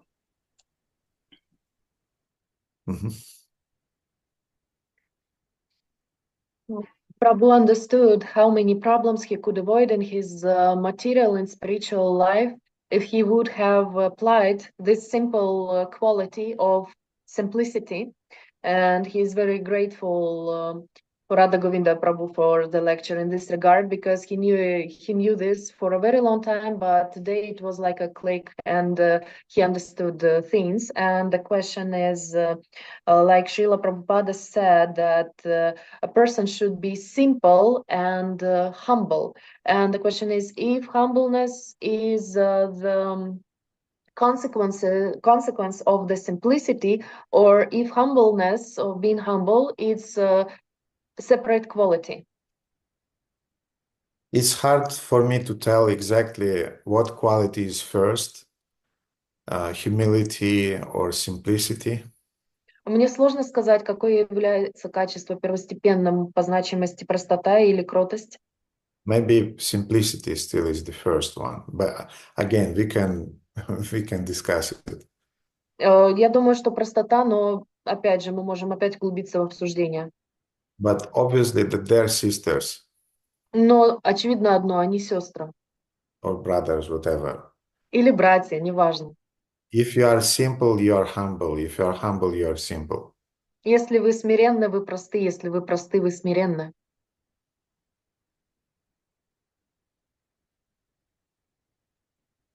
Спасибо большое. И еще про Турцию хотел спросить. Вот вы ездите с Гуру Махараджем, с Бхактипадом, и ты первый раз принимал учеников и давал пранаму в Турцию, и планируешь ли ты ездить в Турцию один, или пока в планах только вот такие совместные поездки? Потому что, я спрашиваю, потому что в Турцию намного проще съездить там для русских преданных, чем в Индию и даже в Румынию. Another question is about Turkey. You associate there with Guru Maharaj, with Bhaktipad, and it was your first time giving pranam mantra in Turkey and initiating the disciples. And the question is if it was only once in a while, or you are planning to visit Turkey on your own. Because for Russian disciples, it's way more easier to go to Turkey than to go to India or even in Romania for association with you. Everything that is related to my attempt to serve and to help with the service in Turkey is up to Nrsimha Krishna Prabhu and to Radha Krishna Prabhu, our GBC. Все, что касается моего преданного служения и попытки служить преданным в Турции, оно зависит от Нарсимха Кришны Прабху и Рада Кришны Прабху, наших GBC. I went to Turkey because Nrsimha Krishna Prabhu invited me. I went last year for the first time. Я поехал в Турцию, потому что Нарсимха Кришна Прабху пригласил меня. And because Guru Maharaj also asked me sometimes, are you going to go to Turkey or not? И иногда Гуру Махарадж меня также спрашивает, ты поедешь в Турцию или нет? And my reply usually was always that if Nrsimha Krishna Prabhu is inviting me, I'm going. And if you want, I'm going. И мой ответ был всегда, если Нарсимха Кришна Прабху приглашает меня, я иду, я еду. Nrsimha Krishna Prabhu asked me to accept disciples in Turkey. I do it. Нарсимха Кришна Прабху попросил меня принять учеников из Турции, я это делаю. To accept Shiksha disciples and Diksha disciples. I do it because he wants that. Принять Шикша учеников и Дикша учеников. И я это делаю, потому что он этого хочет. Srila Shivaram Maharaj, my revered Gurudev, wanted me to give initiation during this festival. This was his idea, not mine. I do it. I did it. Шрила Шиварама Махарадж решил, что изъявил желание, чтобы я давал инициацию во время этого фестиваля. Я это делаю. Это была его идея, не моя. If there would be some my personal motive for Turkey. Если бы у меня были какие-то личные мотивы для Турции, there is just one. Только один. And this is my main meditation why I'm going there. И это моя медитация о том, почему я еду туда. I just need the association with peers. Мне просто нужно общение с равными. Угу. I really enjoy my association with my god brothers there. Мне действительно очень нравится общение с моими духовными братьями там. I mean, I enjoy the possibility to be in the association of my Guru Maharaj. This we even don't discuss. I mean, this is obvious. И само собой мне очень нравится общение с моим гуру Махараджем. Это даже не обсуждается, это само собой разумеющееся. Yeah, I'm going there as a disciple, not as a teacher. Я еду туда как ученик, а не как учитель. And my main goal is to be in the association of Guru Maharaj and the association of my senior god brothers. И моя цель поездки туда — это мое общение с Гуру Махараджем и с моими духовными братьями. This is what I'm looking for. Это то, чего я ищу. And in parallel, yes, I'm serving the devotees, I'm accepting disciples, I'm helping. I hope I do something valuable for Turkish Yatra. И параллельно, да, я служу преданным, я общаюсь с учениками, я надеюсь, что я делаю что-то полезное для турецкой ятры. So it's completely up to my authorities. Поэтому это полностью зависит от моих авторитетов, наставников, Spiritual and managerial. как духовных, так и менеджеров. And so far as they would want me to go there, I will go there as their servant. И если они хотят, чтобы я приехал туда, я приеду туда как их слуга. My feeling that they want me to go there, and most probably I will go there for the next. I hope it will be many, many years, and I'll be able to serve Turkish devotees because they're really wonderful devotees. И мое умонастроение, что если преданные мои наставники хотят, чтобы я туда поехал, я с огромным удовольствием поеду туда для общения и для служения турецким преданным, потому что турецкие преданные по-настоящему замечательные люди. They're really jewels in our movement, and it's really inspiring to be useful in their service. Это драгоценные украшения нашего общества, и это просто, это честь служить им. You know, sometimes I get these letters, introductory letters that, Prabhu, would you like to accept me as an aspiring disciple, and so on. Иногда я получаю определенные письма: Гурудев, не хотели бы вы меня принять в ученики и так далее. And they are always touching. Они всегда трогательные, эти письма. But all the times when I got such letters from Turkish devotees, I was crying. I'm not quite sentimental by my nature, but they know how to touch something inside that you're just in, who is this soul, you know? И когда я читал такие письма от турецких преданных, вы должны знать, что я по своей натуре человек не слишком эмоциональный. Но когда я читаю письма от них, когда я читаю их, у меня просто льются слезы из глаз, потому что эти люди знают действительно, как затронуть самые тонкие струны вашего сердца.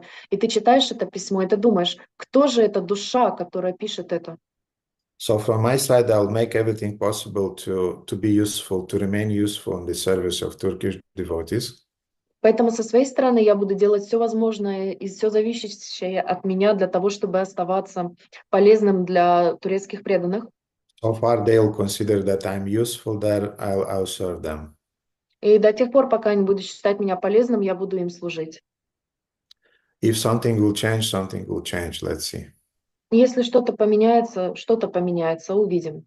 But definitely it's a platform where we can meet with devotees from Russia because it's easy for them to come there. Но это определенно может являться подходящей платформой для того, чтобы увидеться с русскими преданными, потому что им действительно легче поехать туда. Devotees from Europe, they can come to Romania. А преданные из Европы, они могут приезжать в Румынию. Devotees from Russia, yes, either India or Turkey. А преданные из России, да, или Индия, или Турция.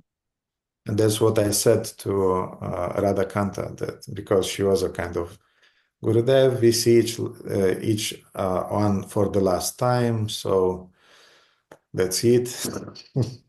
И это именно то, что я сказала Рада Канди, потому что она такая: Гурудев, мы с вами видимся в последний раз, я вас больше не увижу. They said, no, we'll see each other each year here during this festival, Radhakanta. This is an instruction.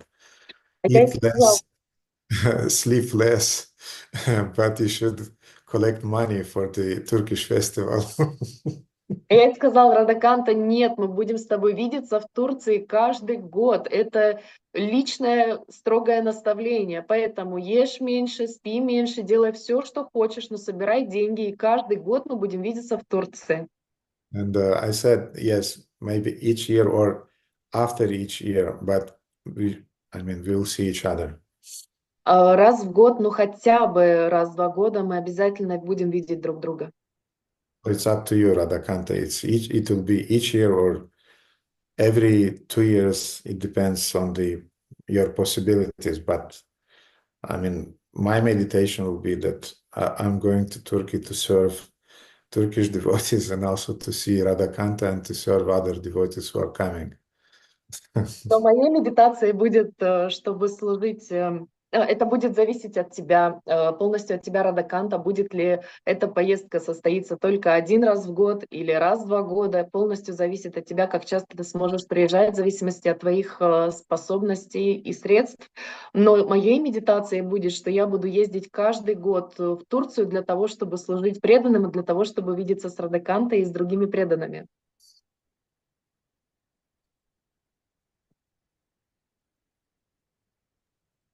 Спасибо большое, появилась надежда.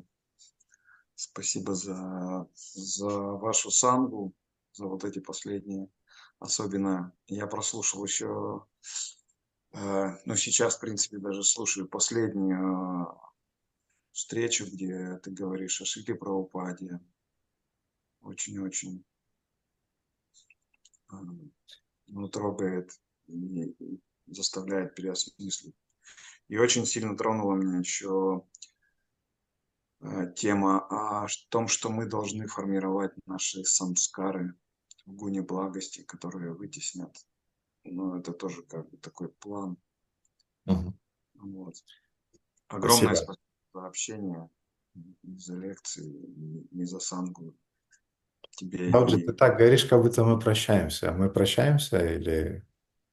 Нет, наоборот, потому что сегодня ты сказал о простоте, я всю жизнь крюкет mind, так что я начну, наверное, тебе опять писать и беспокоить.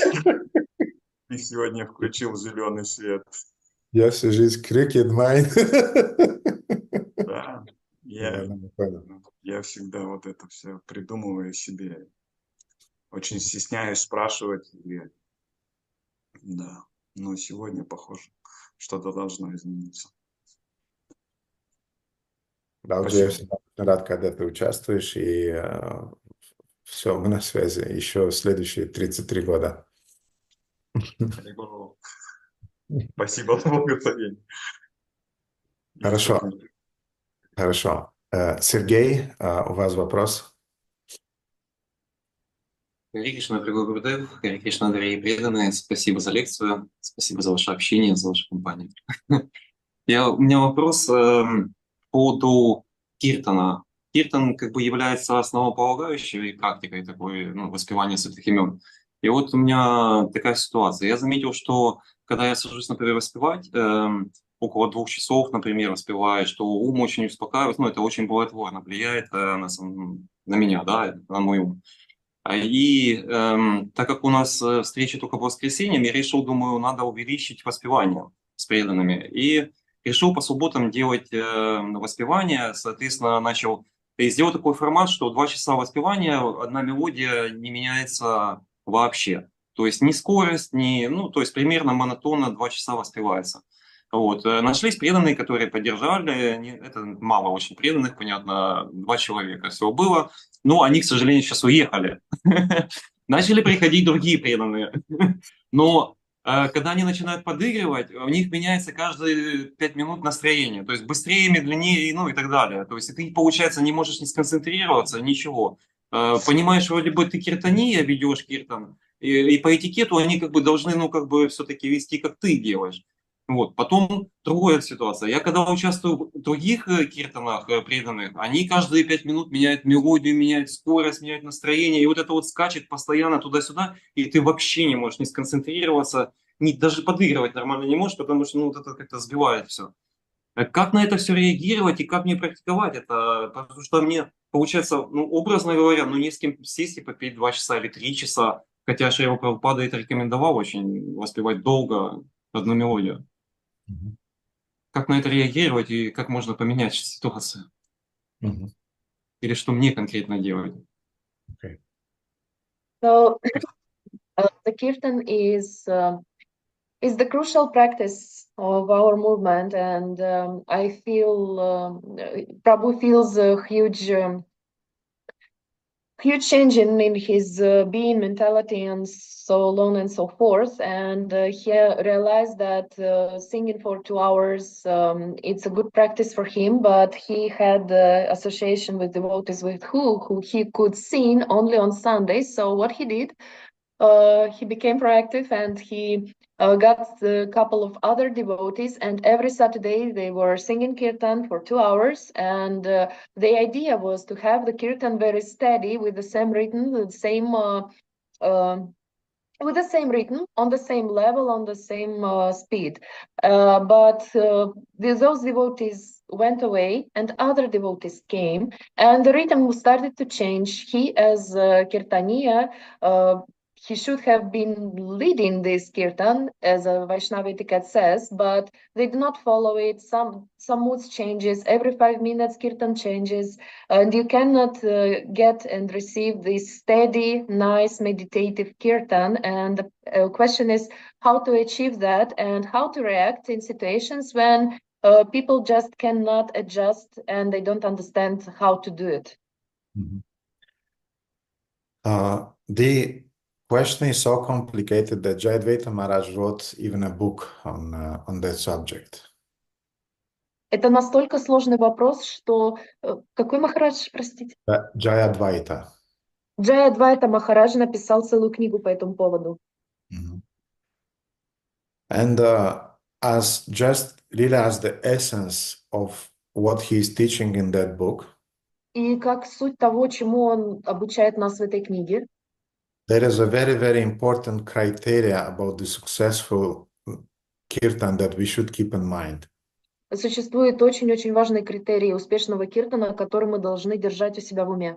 Yes, Baladev is showing now this book, Srila Prabhupada's Kirtan Standards, a handbook. Стандарты Шрилы Прабхупады, книга. Баладев только что показал эту книгу, обертку этой книги, которая называется «Стандарты киртанов Шрилы Прабхупады». Можете поставить еще раз, вот он показывает ее. So you can see this book. And one thing that I understood from Jayadvaita Maharaja's explanations, not in the book, but in his private talks with devotees. И что я понял из обсуждений Джайадвайты Махараджа не в книге, а с другими преданными в обсуждениях, is that a successful kirtan has a very, very important aspect. у успешного киртана есть один очень важный аспект. It's easy to be followed by others. Очень легко следовать за другими. And this was exactly Prabhupada's style of kirtans. И это был стиль Шрилы Прабхупады в киртанах. We can have many melodies, У нас может быть много мелодий. and if they're attractive to devotees and they're involving devotees, then it's a success. И если он нравится преданным, он вовлекает преданных, это успех. Or we can have just one melody, and if it's involving all the present devotees, then it's a success. У нас может быть всего лишь одна мелодия, но которая вовлекает всех преданных, и тогда это успех. Or we can have many melodies and it doesn't involve people because they are very, very complicated. А иногда у нас может быть очень много разных мелодий, и она совершенно не вовлекает других людей, потому что они очень сложные. And in my opinion, this is exactly the case in ISKCON more often. И мне кажется, что в Исконе как раз эта ситуация происходит гораздо чаще. that there are many, many complicated melodies that only professional musicians can sing, and that the majority of devotees, they're not able to follow. Что существует очень много сложных песен, которые могут петь только профессиональные певцы, и тогда другие преданные просто не могут присоединиться и следовать за киртаном. Or we have just one melody that is becoming boring for devotees, and they're not involving in the kirtan. They don't resonate with it. У нас есть только одна мелодия, которая надоедает преданным, и они скучают, и они не вовлекаются в нее. Therefore, I decided for myself that I'll be very, very sensitive towards what people are able, on what level are the people now, and what is their ability to resonate with the kirtan. Поэтому я для себя решил, что я буду эмпатичен по отношению к людям, и я буду резонировать с тем, на каком уровне они сейчас находятся и способны переварить и следовать за киртаном. I had a phase in my life when I stopped using harmonium У меня была фаза в жизни, когда я перестал использовать гармонь, for the same reason, because harmonium is to distract from the holy name. It's just becoming music, not holy name. по той причине, что в какой-то момент гармония становится отвлекающим предметом, она отвлекает от святого воспевания святого имени. And advanced devotees, they really resonate with kirtans where you're using only karataus, mridanga, and your voice and your heart. И старшие преданные, по-настоящему продвинутые преданные, они резонируют как раз с тем типом киртана, где вы используете только караталы, свой голос и мридангу. More beginner devotees, голос, караталы, мридангу и сердце. Старшие преданные реагируют на это, опытные преданные, они резонируют с этим, младшие нет. For beginner devotees, you could keep them 10-15 minutes and then they're spaced out. Для новеньких преданных вы можете петь 10-15 минут, и после этого их уже нет. Or okay, half an hour and then they're gone. Хорошо, ну полчаса, а после этого их нет. Therefore, I decided that what's important for me, my own feelings during the kirtan, or yet I want to involve people in the kirtan. И тогда мне нужно было принять решение, чего я на самом деле хочу. Мои чувства важны, как я себя ощущаю в киртане, или я хочу петь для других, сделать так, чтобы люди вовлекались в пение киртана. And here in Bucharest, I decided that I need both. Здесь, в Бухаресте, я решил, что мне нужны оба варианта. Therefore, I am always trying to keep the middle way. Поэтому я всегда стараюсь соблюдать путь посередине.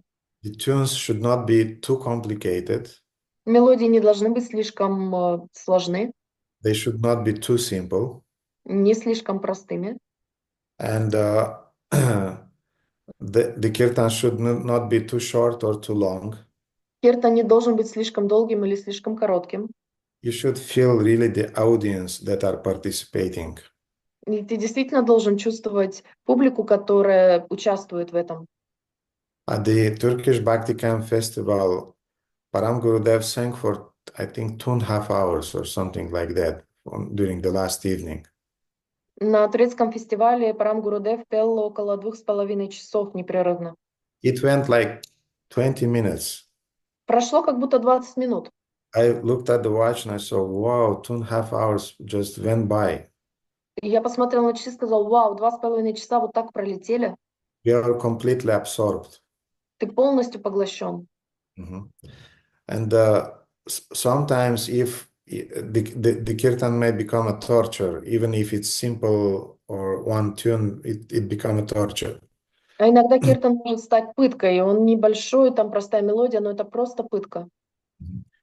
Therefore, Sergey, you have to be really, really sensitive, and you have to.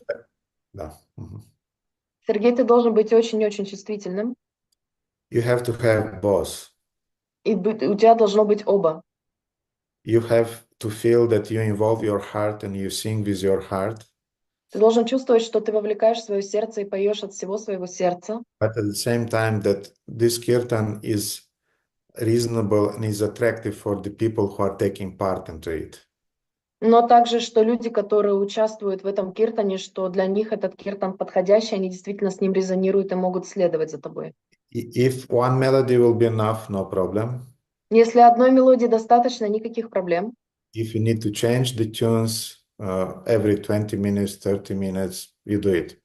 А если тебе нужно менять мелодию каждые 20-30 минут, делай это. Just to keep people involved and enthusiastic to sing, to chant, because this is the goal. Для того, чтобы сохранять людей вовлеченными и с энтузиазмом. Вот такова цель. So these are my thoughts regarding this subject, because I also was thinking about it. Вот таковы мои мысли по этому поводу, потому что я тоже об этом задумался. А можно еще дополнение немножко к вопросу? Смотрите, получается, это в этот момент собираются старшие преданные, ну, они для меня все старшие преданные, в принципе, но я имею в виду старшие преданные 90-х и старшие преданные 2000-х. Они немножко разные, мы знаем, да, этот момент. И получается, что старшим преданным 90-х это как раз-то нравится. Мы обсудили, я с ними это обсудил, почему-то я начал это мероприятие, потому что я с ними обсудил, они говорят, да, это очень хорошо и благотворно. Но собираются и те, и другие. И получается, что я делаю вроде бы как с благословения старших мероприятия, делаю, как им нравится, приходят преданные 2000-х и меняют всю концепцию. И тогда мне нужно под кого подстраиваться. И тут вот я не понимаю, они все для меня старшие, и те, и другие, но под кого же мне подстраиваться тогда в этот момент? So I'm following the senior devotees. Actually, all devotees are senior to me here, but we started this project with these devotees from 90s, and now there are devotees from 2000. And when they meet together, those from 90s, we all resonate, everything is good, we establish some rules, but then come devotees from 2000 and they start to change the things and modify stuff. And I'm just trying to understand who should I follow and how should I keep the balance in all this. You see, if you have, for example, a kirtan at the Sunday program, Ну смотри, если у тебя есть киртан, например, воскресную программу, I would definitely give priority to the beginners. я бы отдал приоритет начинающим преданным. As you say, devotees from 2000s or after that. Как ты сказал, преданные из 2000-х. Или после этого. Или после. But if you have a separate kirtan on Saturday, for example, and it's just a kirtan which you preliminary announced that it will be a certain kirtan when the accent will be not on music but on the holy name, and their devotees were inviting you there with this scope to absorb in the holy name, not into the music, then people have a choice to come or not to come. Но также после этой воскресной программы, где проводился такой киртан, ты можешь дать объявление, что, дорогие преданные, существует возможность воспевания киртана, где будет акцент не на мелодию, а именно на святое имя. И таким образом ты даешь возможность выбора людям, и тогда они уже будут понимать, у них будет выбор, приходить туда или нет. So if you have a kirtan for older devotees, then this is the mood. Younger devotees, you want to participate, welcome on board. If you're not, no problem, we have Sunday kirtans for you. И тогда у тебя есть возможность сказать, что мы будем делать со старшими преданными киртан вот при таких условиях, и тогда более молодые преданные, пожалуйста, если вы хотите поучаствовать, мы вас всех очень сильно приглашаем. Если нет, есть киртан по воскресеньям. This is how I would resolve this. Это то, как бы я решил эту проблему. Да, я вот, в принципе, так и сделал, но все равно они же приходят, начинают играть и задают тон. И как же им в этот момент объяснять? Им сказали, что 2 часа мы воспеваем, но они приходят, тон меняют. No. You can't explain these things during the kirtan. Cannot, не может. Он не может объяснить. Вы не сможете объяснить подобные вещи во время киртана. Ну да. Therefore, you have to have an introduction before such kind of kirtans. You have to have an introduction. Поэтому перед такими киртами ты должен делать вступление. And this is what means to be a preacher in our movement. Вот что означает быть проповедником в нашем движении. In our movement, you inspire people. В нашем движении ты вдохновляешь людей. You inspire by explaining Ты, deeper truth. ты вдохновляешь, объясняя им истину. Ты вдохновляешь их, объясняя им более глубинные истины. And when you have this type of introductions before the kirtan, then in time you'll see that there will come people who understand the mood and understand the way you are playing during those kirtans. И когда вы будете делать вступление перед такими киртами, ты будешь объяснять настроение и то, как мы это настроение выражаем в киртане. And I've been in your shoes for 30 years. I know what is it. Я 30 лет был на твоем месте, и я знаю, каково это. And I know when people are trying to speed away the kirtan, it's like choking yourself. И я знаю, каково это, когда люди пытаются ускорить киртан, это как будто тебя душат заживо. But I try, I'm not so successful all the times. Не всегда мне удается, не всегда успешны мои попытки. But I just stop the kirtan and say, okay, let's start again. But this time we will start slowly. И я говорю, давайте еще раз начнем, но в этот раз вы начнете более медленно. And in the beginning, I stopped the kirtan for many times. Вначале я останавливал киртан очень часто. Now I'm stopping in only after a pause. For example, if I'm absent from Bucharest for 2-3 weeks, when I'm coming back, they again don't play nicely, and we have to reteach them again and to remind them again. Но обычно я это сейчас делаю только после пауз. Например, если меня не было 2 недели, я возвращаюсь в Бухарест, они опять начинают в бешеном ритме. Они уже нехорошо играют киртан, и мне приходится их останавливать и заново их обучать киртану. And me as a kirtan leader, I understand these things.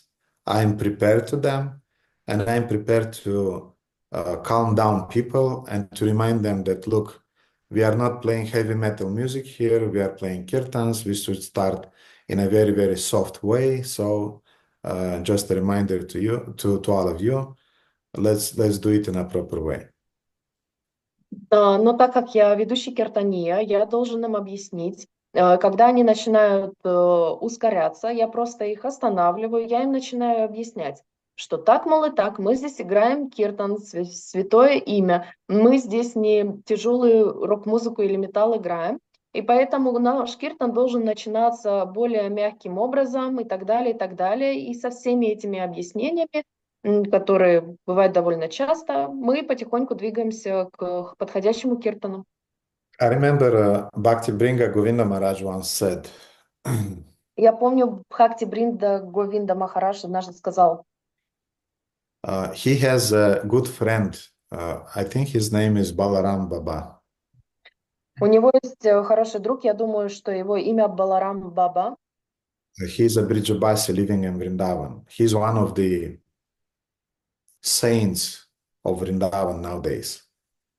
Он один из Бриджабаси, живущих во Вриндаване, он является святым в наши дни. And Balaram Baba is living, he has an ashram nearby Krishna Balaram Mandir. И Баларам Баба, у него рядом с Кришна Баларам Мандира есть ашрам. They are singing daily. Они ежедневно поют.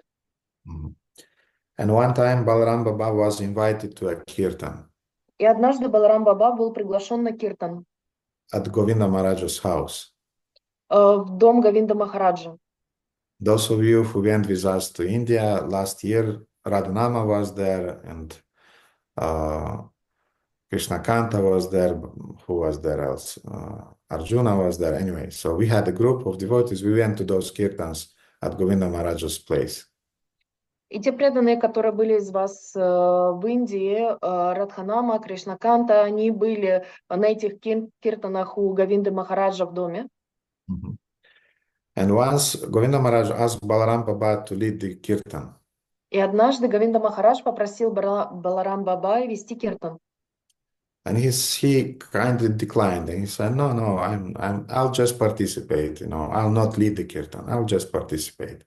И он как бы отклонил просьбу, он сказал, нет, я просто поучаствую в киртане, я просто поучаствую. And Maharaj asked him, "Why, Maharaj? Why?" И Махарадж спросил, ну почему, Махарадж, почему? And Balaram Baba then said, И тогда Баларам Баба сказал, "If I'm coming to a kirtan without my karatal players and mridanga players, если я прихожу на киртан без своего караталиста и мридангиста, then other devotees will start playing them. тогда другие преданные начнут играть за них. And for sure they'll be playing either too fast or too slow. Они будут играть или слишком быстро, или слишком медленно. And then my mind will start thinking about the beat and not about the holy name. И тогда мой ум начнет думать о ритме, а не о святом имени. And I prefer not to make such a kirtan. И я предпочитаю такие киртаны не делать. I prefer to play always with people whom I trained and with whom we are synchronized. Я предпочитаю играть с людьми, которых я обучил и с которыми мы синхронизировались. I always remember this story when I'm going to Turkey, to Vienna, to Moldova, to Ukraine, to India. I always remember this story. Я всегда помню об этой истории, когда я еду в Турцию, в Вену, в Украину, в Индию. Because devotees there either too slow or too fast playing. Потому что преданные, они либо слишком медленно, либо слишком быстро играют. But this is this is the nature of these kirtans that you are doing outside of your band. Но вот такова природа этих киртанов, которые ты делаешь без своей группы. And when you are with your band, then you just absorb in the holy name. А когда ты вместе со своей группой играешь, ты просто поглощен святым именем. Not always. If Baladev is not in the mood, no chance. Не всегда. Если у Баладевы нет настроения, никаких шансов. If he is in the mood, then yes. А если у него настроение есть, тогда да. So, therefore, why I'm telling this story? И поэтому, почему я вам рассказала эту историю? That perhaps you should make some training programs with those devotees that you want them to play during the kirtans. Возможно, нужно провести какие-то обучающие программы с этими преданными, которым вы обучите, как именно вы хотите играть в свои киртаны. In Bucharest, I forbid people that I don't know to take the karatals and the mridanga during my kirtans. Я запрещаю людям, которых я не знаю, брать каратал или мридангу в руки в Бухаресте. I play only with those people that I trained, I know, and we synchronized. Я даю играть только тем людям, которым я доверяю, которых я знаю, и с которыми я знаю, что мы синхронизируемся. In other places, everybody is playing as they wish, as they like, and I tolerate it because this is, this is not my church, And you don't come to another church with your own constitution. В других местах кто хочет играет, как хочет играет, я просто это принимаю, я к этому отношусь с терпением, потому что нельзя ходить в чужой монастырь со своим уставом. So, Sergey, you train a group of devotees with whom you want to play, and then you do the kirtans that you want to do. Поэтому, Сергей, тренируй преданных, с которыми ты хочешь играть киртан, и как ты хочешь его играть, а потом вы будете вместе продолжать эту игру, играть киртан как нужно, как тебе нужно. The kirtan is a kind of worship. Киртан — это своего рода поклонение. It requires a lot of organization and preparation to do this worship in a nice way. И нужно очень много подготовки и тренировки для того, чтобы выразить это поклонение должным образом. This is my understanding to this. Вот такое мое понимание этого.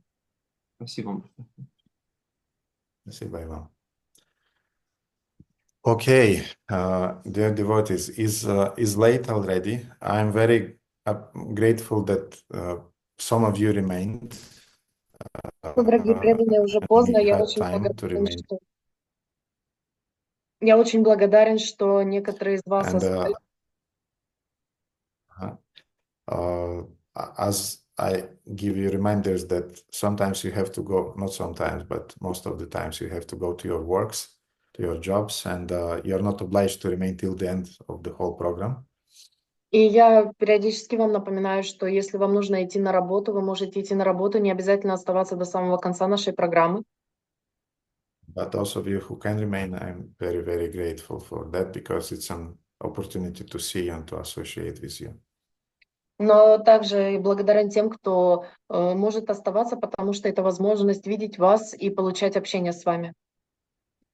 Okay, then we'll continue with the Bhagavatam next Friday. Мы продолжим с Бхагаватам в следующую пятницу. And I'll show you the deities and we'll finish today's programs. И я покажу вам божество, и мы закончим сегодняшнюю программу.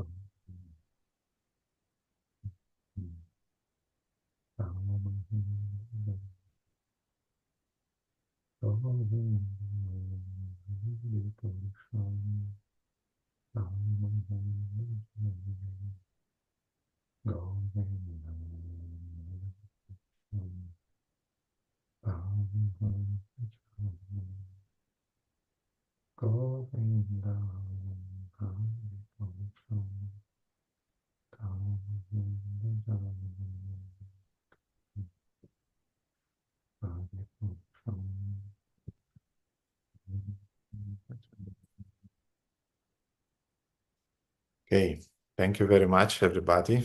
Спасибо большое всем. Have a nice day in your Krishna consciousness. Красивого вам дня в сознании Кришны. Shri Radha Madan Mohan ki jai.